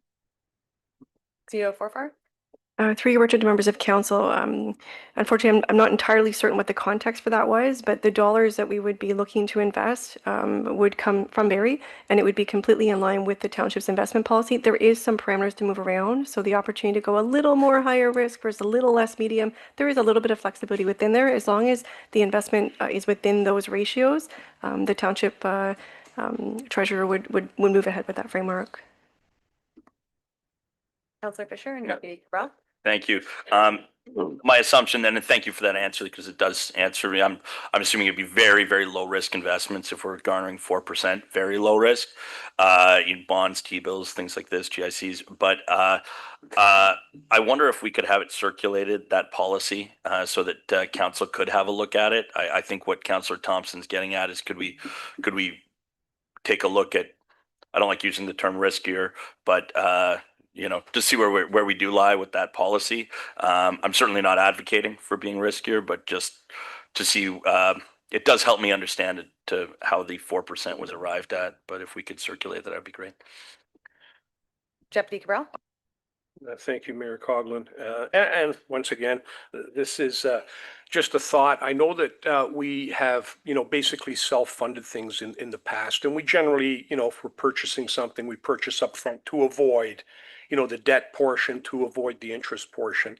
But I'm wondering if you might be able to share with us through Mayor Coughlin to CEO Forfar whether or not the Finance Department kind of looked at any opportunities for us that might give us a better return if we were going to be borrowing money to actually borrow it from ourselves and repay it the same as we would to another loan. And I only bring that up because this is a substantial amount of money. It's going to increase as time goes on. So no problem tying it up for a year, let's say. But at the same time, I think it presents an opportunity where if we had to buy a truck for $250,000, what would the cost for financing that be? Or, a new grader, for instance, and we were looking at financing it, if we paid the same identical rate that we would be giving the lender, and we did it ourselves, and it was more than 4%. I'm just looking for ways to maximize our own return, because if you can do that, maybe we're ahead of the game at some point in time. So just a suggestion. I don't know whether staff looked at that at all. I know we have done some in-house debt servicing, and this is a substantial amount of money that really might help us along that way because we don't have a lot of debt, and that's a good thing. Our balance sheet's pretty darn good, but still something to maybe consider. CEO Forfar? Through your worship to members of council, it's a great inquiry. If I can take that away and bring that back as part of the reporting on May 6th, that would be helpful. And we will be I'll circulate the investment policy ahead of time. I know there's a couple of amendments that finance staff would like to look at doing that will be part of the proposal back on May 6th, and happy to take some further discussions then. I have Councillor Fisher and Councillor Garwood. Thank you, CAO Forfar. I think a few things that I would definitely like to see is, yes, our investment policy. It certainly meant, I think we have a fiduciary responsibility to our taxpayers. So we definitely need to adhere to that, particularly with a low risk investment. As much as I'd like to see double-digit returns, right? I think you're rolling the dice with taxpayers' funds. And we don't want to do that. But I also know that if we're investing a substantial amount of money in terms of a deposit with an institution, CIBC, Wood Gundy, BMO, you likely can have a very secure investment, but demand a higher return, right? So particularly as time goes on, if we commit to them that over the next 5 years, we will commit those deposits. So I think what I'd like to see is that staff or maybe our financial department reach out, work with select institutions to make sure we are getting that best deal. Just as though it were our money, we're going forward saying, hey, I'm gonna deposit this amount of money over time. What can you guarantee? It is definitely more than 4%. I would hope, certainly if they're competing for your money. But I'd like to see staff do that. Maybe if they can come forward with that, whether it's an open or closed session. I don't know if that's something we should have in closed session, but I would definitely think that it's not a position I like to be in. And I know I've said that, I won't belabor the point, but if we are in this position and we have that amount of money coming in, we need to do the absolute most with it we can to offset things. So, all right. Thank you. CEO Forfar? Through your worship members of council, just to echo the comments, we've got a very aggressive finance team who would also echo those comments and are looking forward to, if we are able to receive some direction over the next month or so from council, that they would very much like to leverage the opportunity with this fund that would come with cascading rewards in terms of better management of our overall system.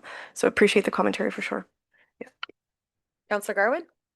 Thank you, Mayor Coughlin. And just stemming from a conversation, actually, a comment from earlier from Councillor Alexander regarding the 5.5 and the community investment projects that the municipality and the residents would benefit from, obviously, with that 5.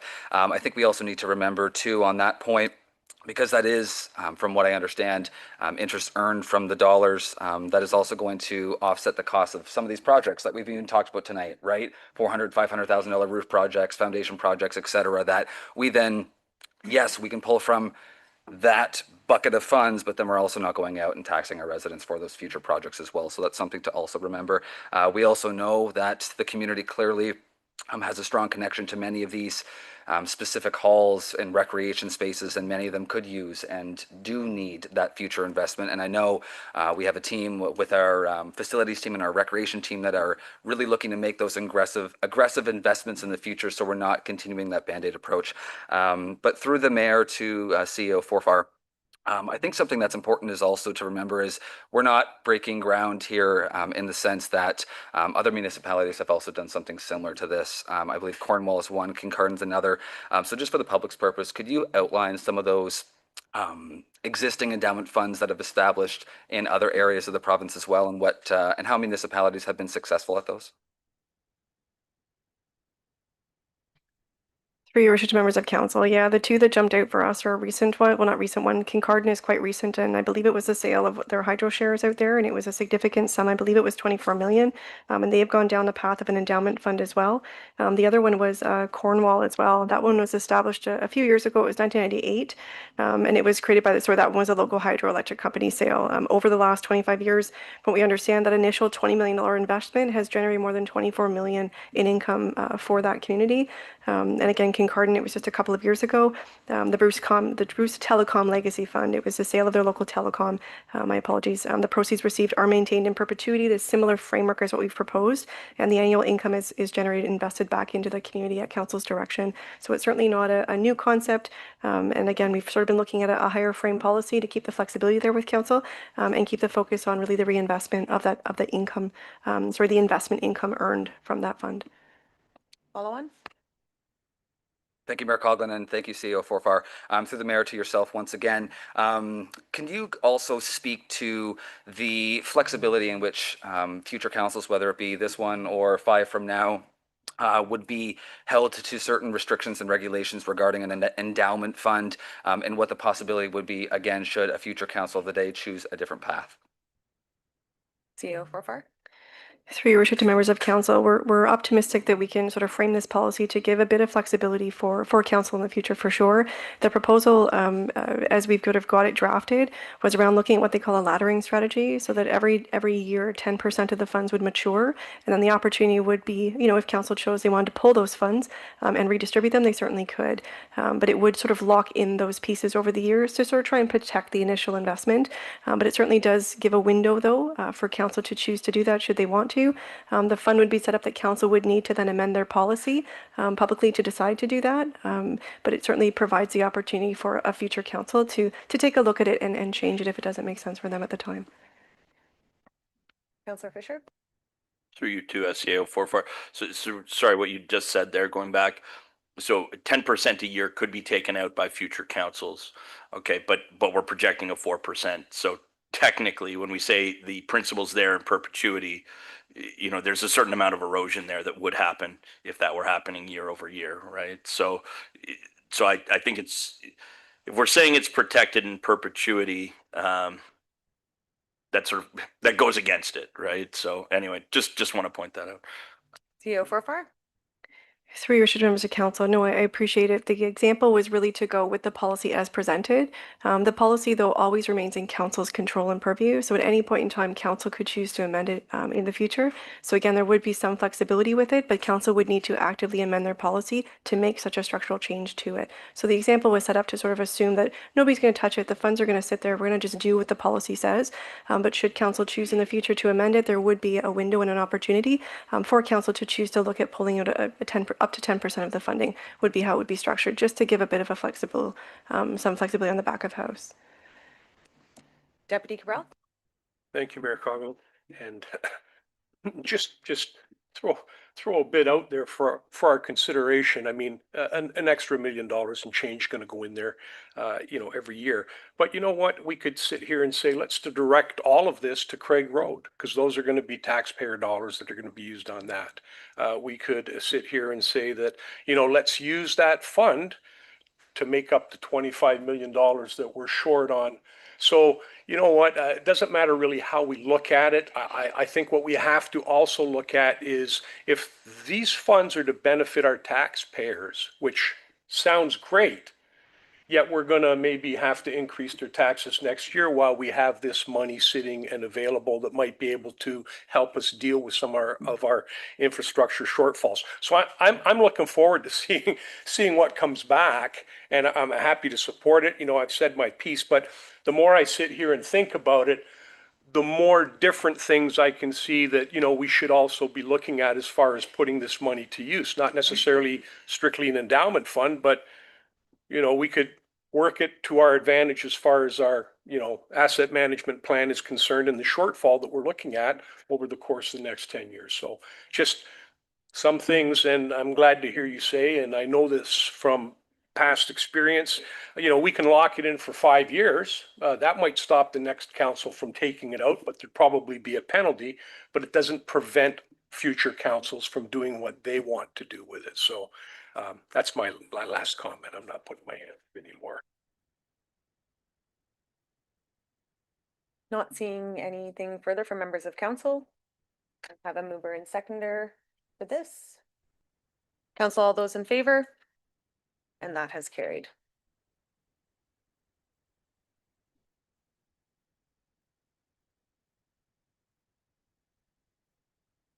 We'll now move on to our information reports. May I have a mover and seconder for the information reports, please? Councillor Moore and Councillor Fisher. That report items listed herein be received for information. I have the bylaw activity report for March 2026, the ministerial delegations 2026 for the AMO conference. Number 3 is Bill 98 and Bill 100. Number 4 is the Alcohol and Gaming Commission of Ontario's Bring Your Own Events on Ontario. 5 is the property tax due dates, penalty application and bank payment proceedings consideration. And number 6 is the capital status. I have learned that we are pulling number 5 to be dealt with separately. Are there any others to be pulled to be dealt with separately? Comments or questions on the remaining items?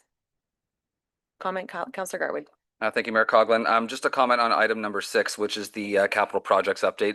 I did want to say thank you to staff. I know this is something that many of us have echoed over the past couple of years to be able to see on paper, not only accessible to council on a regular basis, but also the public. Yes, we all have access to our budget binders, but again, to go through multiple hundreds of pages worth of reports, it's not often easily accessible. And project pages on the website are also great, but again, they can be overwhelming with so much information. So for those residents that are inquiring about certain projects that council has approved, whether it be a project that was approved in this year's budget or previous years that are still sitting there, project budgeted amount along with the completion timeline is included in that report. And I'm hopeful that this report continues to come back. That would be my desire to see, whether it be, you know, monthly or quarterly or however that works. But I do see great value in it. So thank you. Yes, and thank you. Our senior management team has been quite excited well, they're happy that it's on here now and we continue to work through it. So thank you very much for getting this onto the agenda, and CEO Forfar and her team have committed to, as things progress, to continue to regular updating to council so that we can watch it all just get checked off. Deputy Cabral. Through you, Mayor Coughlin, but since we're providing accolades, I would like to say that I really appreciate that we're actually buying things earlier in the year rather than scrambling midway through the year towards the end of the year to get them. So thank you for that. Again, and thank you again to CEO Forfar, who has definitely said Q1 is when all this needs to be gone and done. And so the expectations and everybody has really come together as a team to make sure that it's happening. So thank you very much for that. Not seeing anything further. So we have pulled item number 5. So we will be dealing with items 1, 2, 3, 4, and 6. All those in favor? And that has carried. And I'll move back now to item number 5. We'll have that pulled, moved by Councillor Thompson, seconded by Councillor Moore. And I will turn to Councillor Thompson or Moore. Councillor Thompson. Thank you, Mayor Coughlin. So I would like to put an amendment on the floor that council hereby directs that the tax billing and collection policy Section 8 due dates be amended to reflect the following due dates for both interim levy and final levy. Interim levy, 10 banking business days prior to the end of February and April. Final levy, 10 business days prior to the end of July and September. and that the amended policy be presented at the May 6, 2026 regular meeting of council for consideration. And further, that council direct that interest and penalties for the month of May be applied on May 8th, 2026 to ensure tax payments made at a financial institution on April 30th be captured. So for me, this solves the concern that I have that someone that pays it at the end of the month on the due date and the penalties be applied to the first of the month. If we can move it back 10 days before the first of the month, that captures that and solves the problem, I think. Am I correct in that? AO things were. And I'll just turn to our deputy CEO. Is there any further comment on that? Thank you, Mayor Coughlin. No further comment. It would rectify any concerns that have been brought forward by members of council. Thank you. So I turn to, what I'm going to do is, so that was the main motion. Councillor Thompson has just provided us with an amendment, which would then be seconded in collaboration with Councillor Moore, and then we'll turn to Councillor Moore. Thank you. To just review what brought this forward also was residents that were charged a penalty even though they had paid their tax bill on time, which was a change in policy for the township. And when I read the report, it further stated that the overdue notice fee batch total was $10,780. So I just want to confirm that once we approve this report and the amendment, that $10,780 will then be credited on the next tax bill, or, sorry, I'll let you answer that first. Deputy CAO. Thank you, Mayor Coughlin. The amendment as reflected would not provide any, it would not go back. It would just move forward with the policy. So any penalties and interest applied for previous payments, this motion would not provide a credit to those accounts. The $10,000, the number accounts for all issuance of tax arrears, not just someone who would have paid at their institution the day of the due date and had it applied. That would be township-wide, that figure. Councillor Moore. Thank you. And I understand that finance doesn't really have a way to separate sort of the two. But that being said, these were funds that were collected due to a new policy change that has now been changed. And so I would ask that $10,000 be reflected. And I think there's probably a way that we can identify those property owners. And the one I'm in, and it worked out to about $35 to the resident that brought this to me. But of course, this was a lot more than just one resident. So I would like to find a way to make this retroactive to the February end of the month tax billing.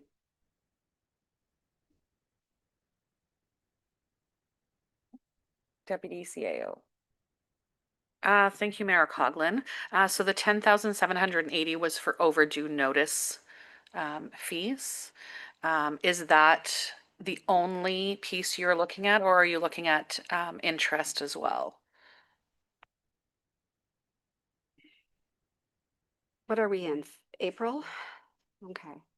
But because I can't separate those that just paid a $3 or a 3-day late fee on a current bill versus somebody who has potentially not been paying their bills regularly, I don't know what that would look like for a penalty. So really what I'm asking is the bill for somebody that was current on their taxes, the penalty was about $35 or $36.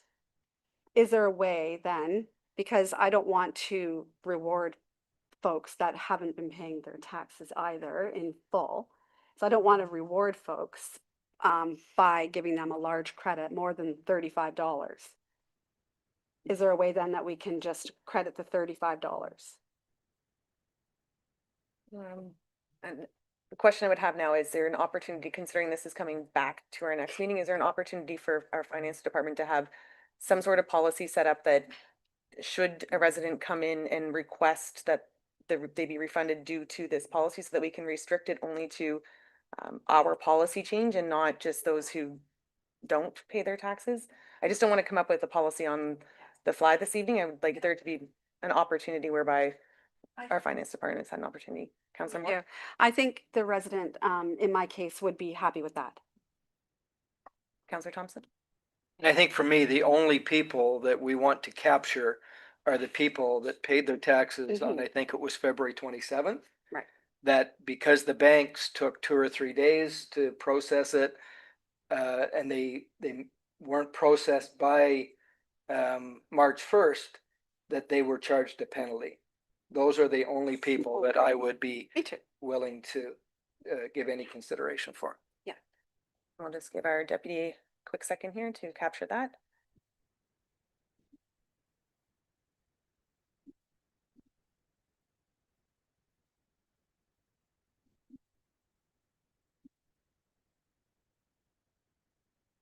Deputy CAO?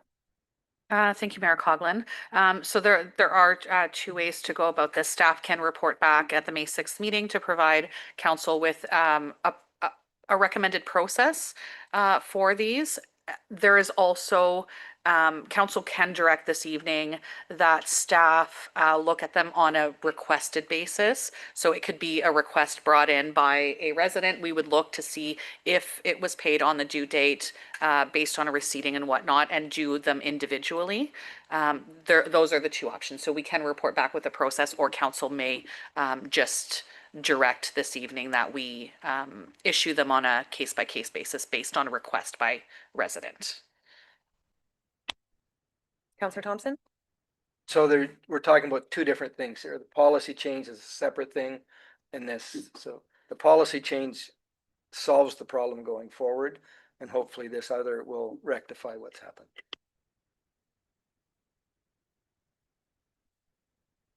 I think I'd just like to confirm that staff do have the ability to do so. I would just hate for someone to come in and then our staff have to say, sorry, we don't have the authority to do that. So I just want to make sure that we do have the ability. Thank you. Deputy CAO. Thank you, Mayor Coughlin. And there is the difference between penalties, which is the overdue fee, and interest, which is applied based on the first of the month previously. So there are the two matters. Are you looking at just the penalty for the overdue notice, or the interest as well? Thank you. Councillor Moore. Thank you. The interest wouldn't be applied if the bill was paid. So I would say that it's penalty plus interest, because the penalty wouldn't be there if the policy hadn't changed. So, yeah. And if we can do it tonight and just the case by case basis, if we could just move ahead with that tonight, that would be helpful too. Thank you.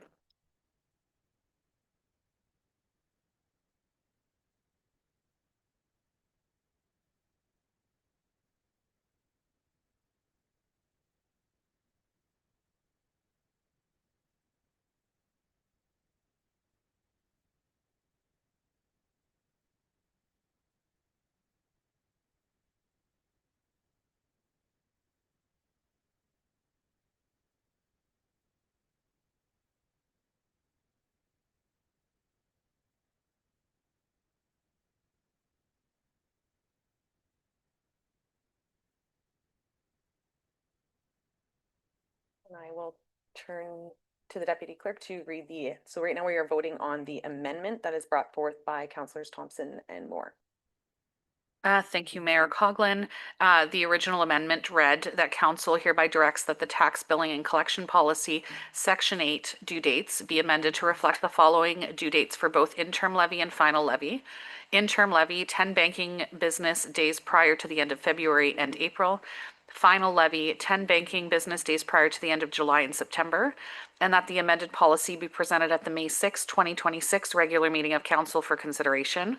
And further, that council direct that interest and penalties for the month of May be applied on May 8th, 26 to ensure that tax payments made at a financial institution on April 30th are captured.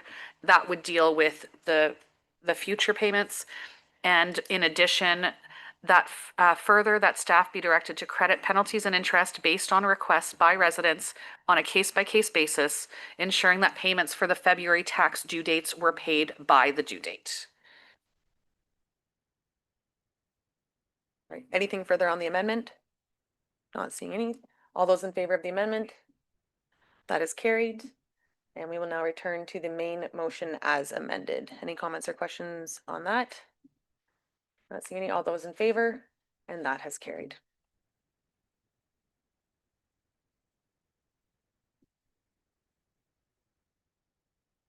We are now on to our verbal updates. Deputy Cabral. Thank you, Mayor Coughlin. I do have one because the meeting was just yesterday. So bear with me. Through you, Mayor Coughlin, I'll provide an update regarding Simcoe County meeting held just yesterday. The one agenda item that seemed to draw the primary focus of the meeting was the province's proposed Better Regional Governance Act, or Bill 100. This legislation would introduce significant changes to how Simcoe County is governed, including reducing the size of county council from 32 to 17 members and replacing the current warden system with a provincially appointed warden and introducing strong chair powers. There was broad concern expressed across members. Much of the discussion focused on the potential loss of local representation, with members emphasizing that the current structure ensures municipalities have a direct voice at the county table. Questions were also raised around accountability, particularly who a provincially appointed chair would ultimately answer to, the province or local residents. The overall tone reflected CERT's concern that this represents a more top-down approach to local governance, along with the possibility that an appointed chair may not have a direct connection to the communities within Simcoe County. Members also spoke to the importance of preserving a governance model that reflects local knowledge, local priorities, and direct accountability to residents. There was a clear sense that any changes of this scale warrant careful consideration, given their long-term implications for how decisions are made at the county level. Excuse me.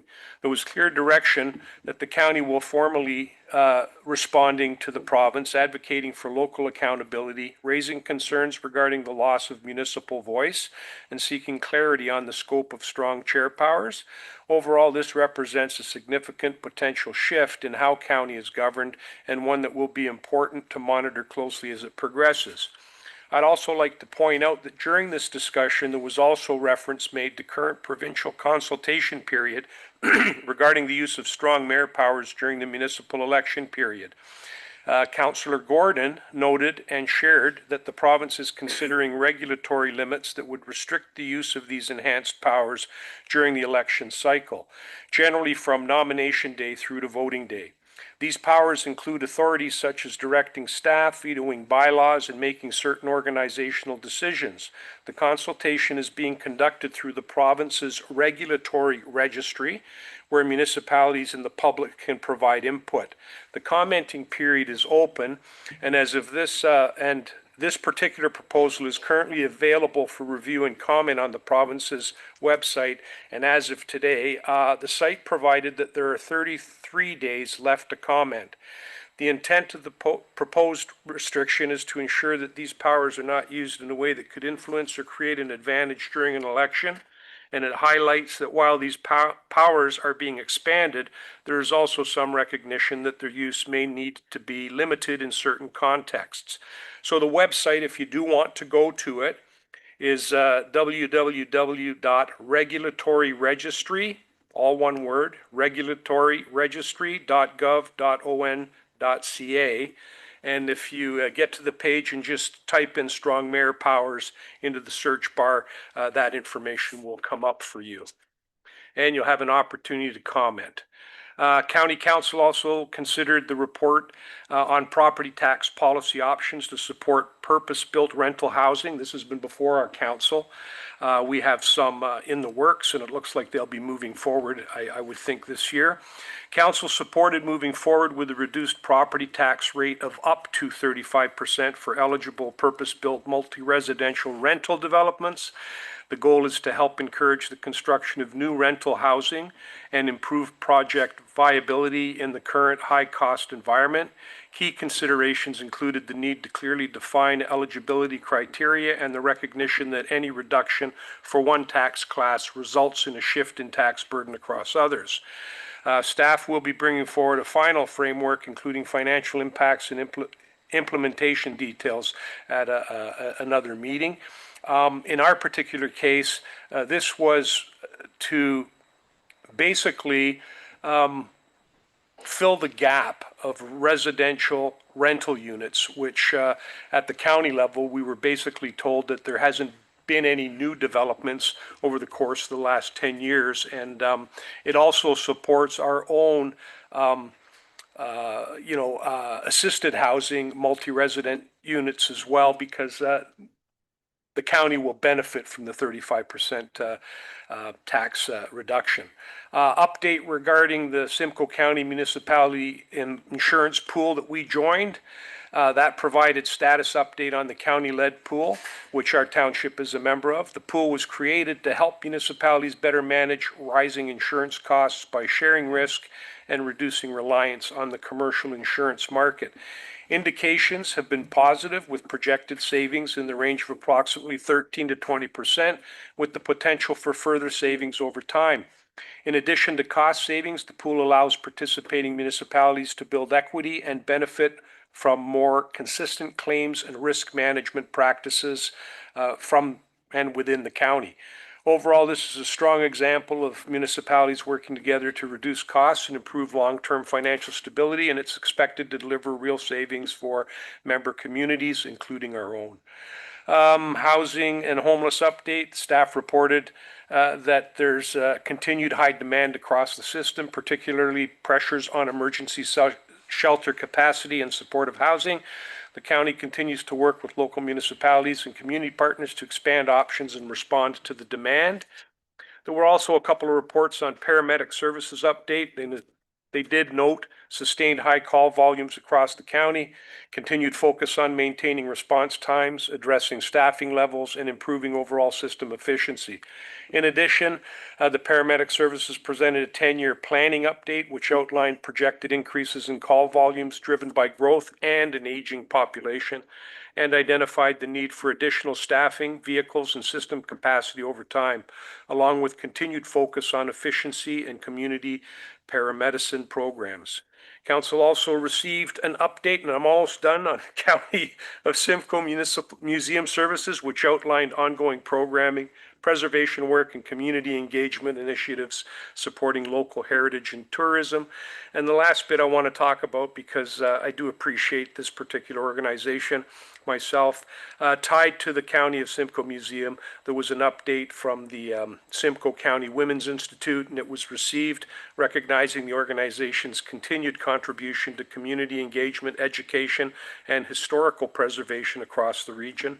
With a history spanning over a century, the Women's Institute continues to play a meaningful and lasting role in strengthening communities throughout Simcoe County, across Ontario for that matter. Thank you.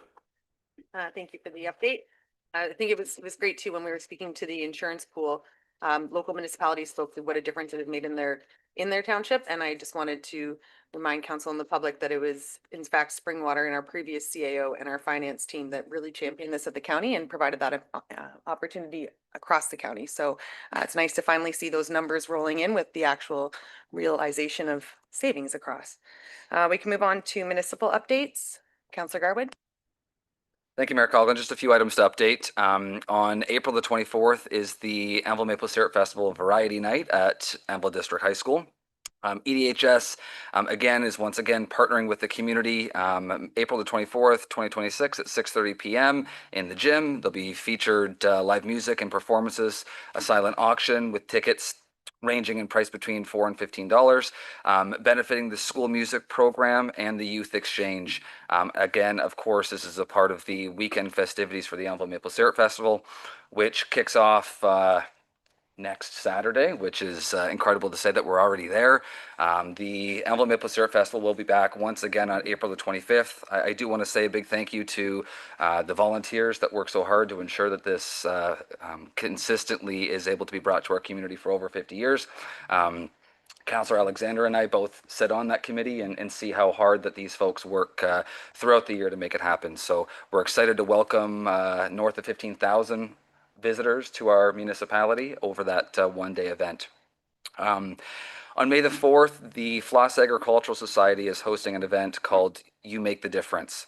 In partnership with the Ontario Association of Agricultural Societies, the You Make a Difference program will deliver information specifically relevant to community leadership. This session will focus on practical strategies that align closely with community priorities, including volunteer recruitment, community and stakeholder engagement, sponsorship and partnership development, governance best practices, and long-term community sustainability. I believe all members of council have also received that information. It is open to the public. We do encourage folks to come on out. This is a free opportunity, May the 4th at the Presbyterian Church in Elmville from 5 to 9 p.m. It will be a long evening, but there'll be a lot of great information. Once again, our community is hosting this event, so we'll hopefully have folks from all over the region come into the community for that evening.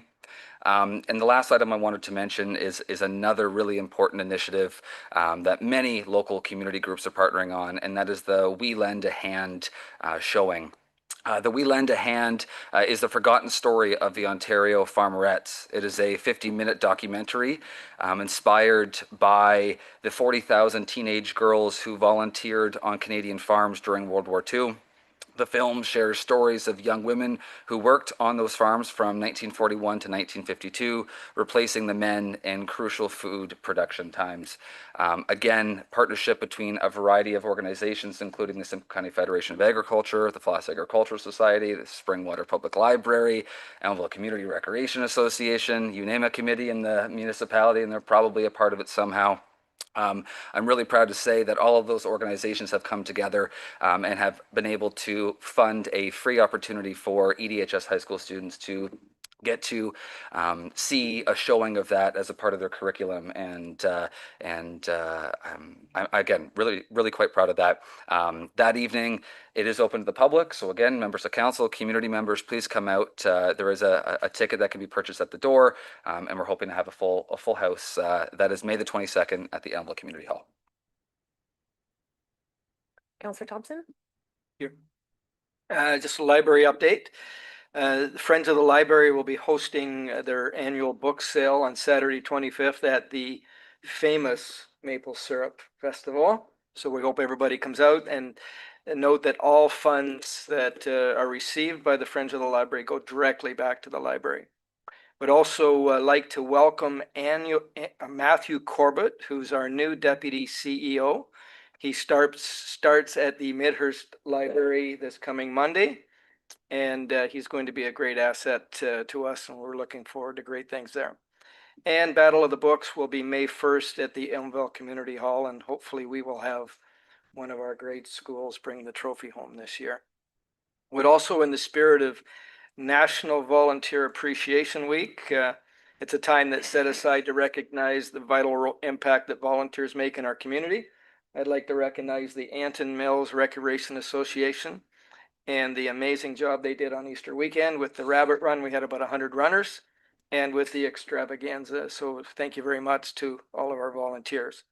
Also, I'd like to draw attention to Councillor Garwood's bi-weekly column.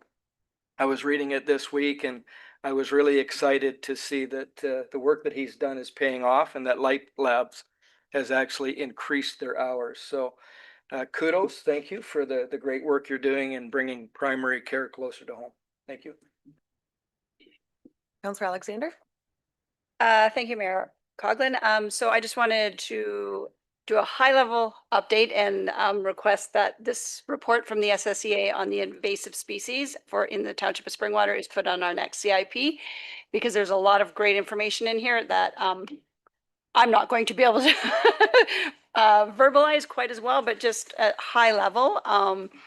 In 2025, 61 invasive species were identified in spring water, of which the SSEA has categorized 7 species as priority invaders, which can, pose a threat to the ecosystem, economy, public health of community members, many things. So this is really important work that the SSEA does.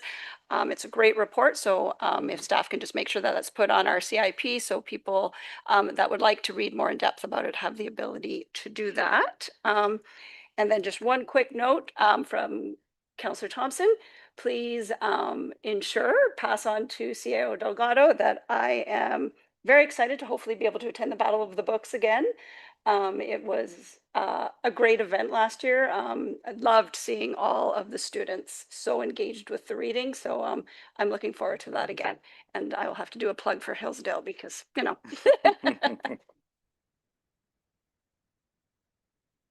Not seeing any further updates. At this time, we'll move on to our notices of motion.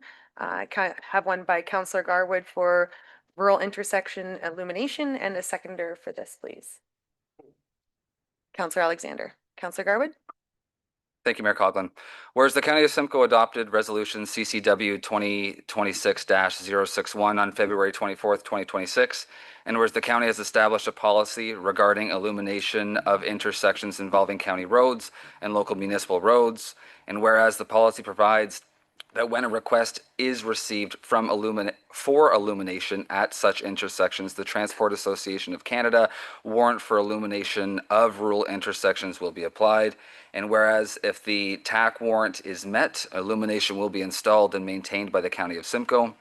And whereas if the TAC warrant is not met, the local municipality may elect to install illumination, provided that the County of Simcoe standards are satisfied and that all associated installation and ongoing maintenance costs are borne by the local municipality. Be it therefore resolved that staff be directed to reach out to the County of Simcoe and report back to Council on both the scope and cost to provide illumination at the following 2 intersections, South Oar Lake Road and Baseline Road, and Crosland and Floss Road 5 West.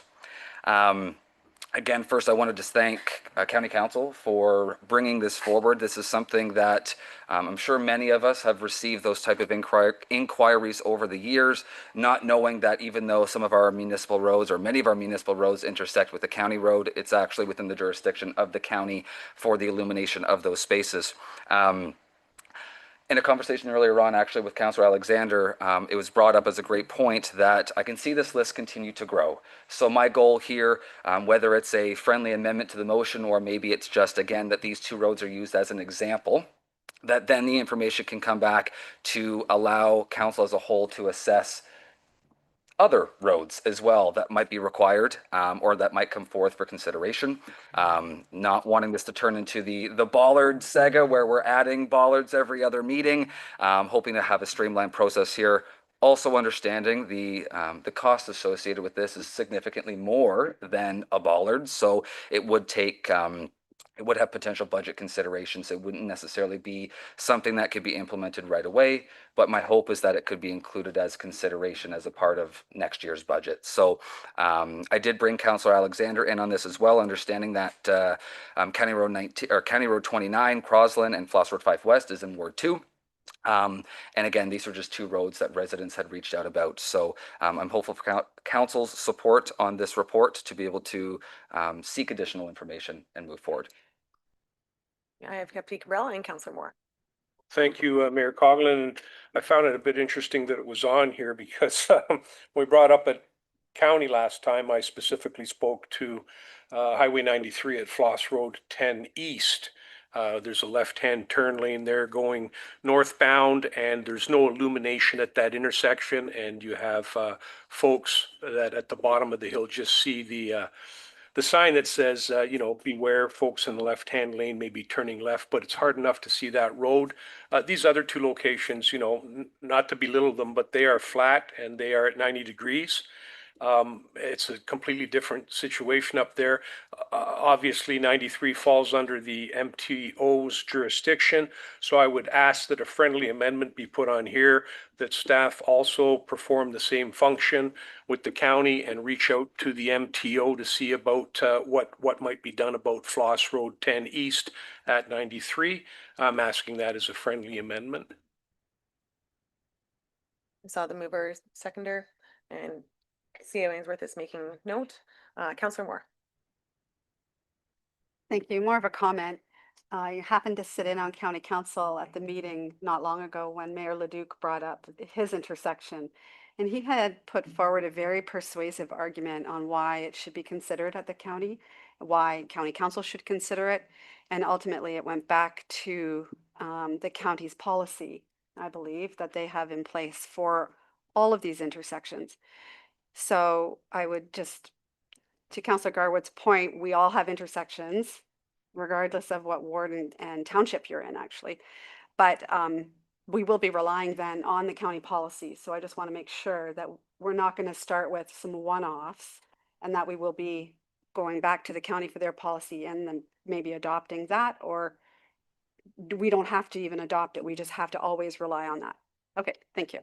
Yeah, and I think so that was brought forward, the meeting you were attending, that was brought forward in the committee of the whole, or sorry, and then it was later ratified with the amendments in council. So the policy that Councillor Garwood is speaking to, these could potentially fall into that bracket, and basically asking the county to do an assessment to see if it would.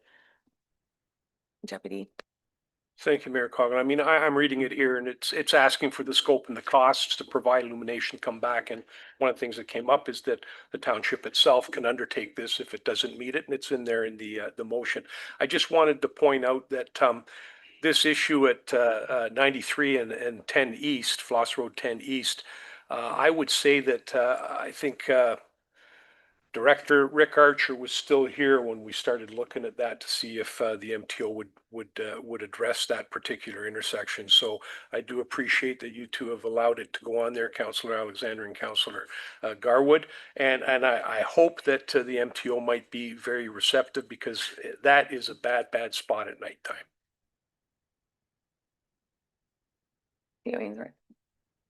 Thank you, Mayor Coughlin. Based on the conversation and a friendly amendment, I've proposed the following changes to the last paragraph of the motion. Be it therefore resolved that staff be directed to reach out to the County of Simcoe and the Ministry of Transportation and report back to council on both the scope and costs to provide illumination at rural intersections, such as the following 3 intersections as examples: County Road 19 and Baseline, County Road 29 and Floss Road 5 West, Floss Road 10 East and 93. Council, anything further on this? Not seeing any. All those in favor? And that has carried. Council, at this time, are there any additional notices of motion? Not seeing any additional, or sorry, any items for future consideration? And not seeing any. May I have a mover and seconder for the bylaw, please? Deputy Cabral and Councillor Garwood. That the bylaws listed herein be signed and sealed for the mayor and clerk. We have our 2026-030, and that's our property tax adjustments. 2026-031 to amend bylaw 2017-007, and that's the provision of notice of policy table. 2026-032 to amend the fees and charges bylaw, and 5,416 BMR Pro ZB 2026-002. Comments or questions on the bylaws? Not seeing any. All those in favor? That has carried. And a move and seconder for the confirmation bylaw, please. Councillors Thompson and Moore, that bylaw 2026-033 to confirm and adopt the proceedings of council at the regular meeting held on April 15th, 2026, listed here and be signed and sealed by the mayor and clerk. All those in favor? That has carried. And adjournment, please. Councillor Moore and Councillor Fisher, that the regular meeting of the Township of Springwater does now adjourn at 8:59 p.m. to meet again a regular meeting on May 6, 2026 at 6:30 p.m. All those in favor? And that has carried. Thank you.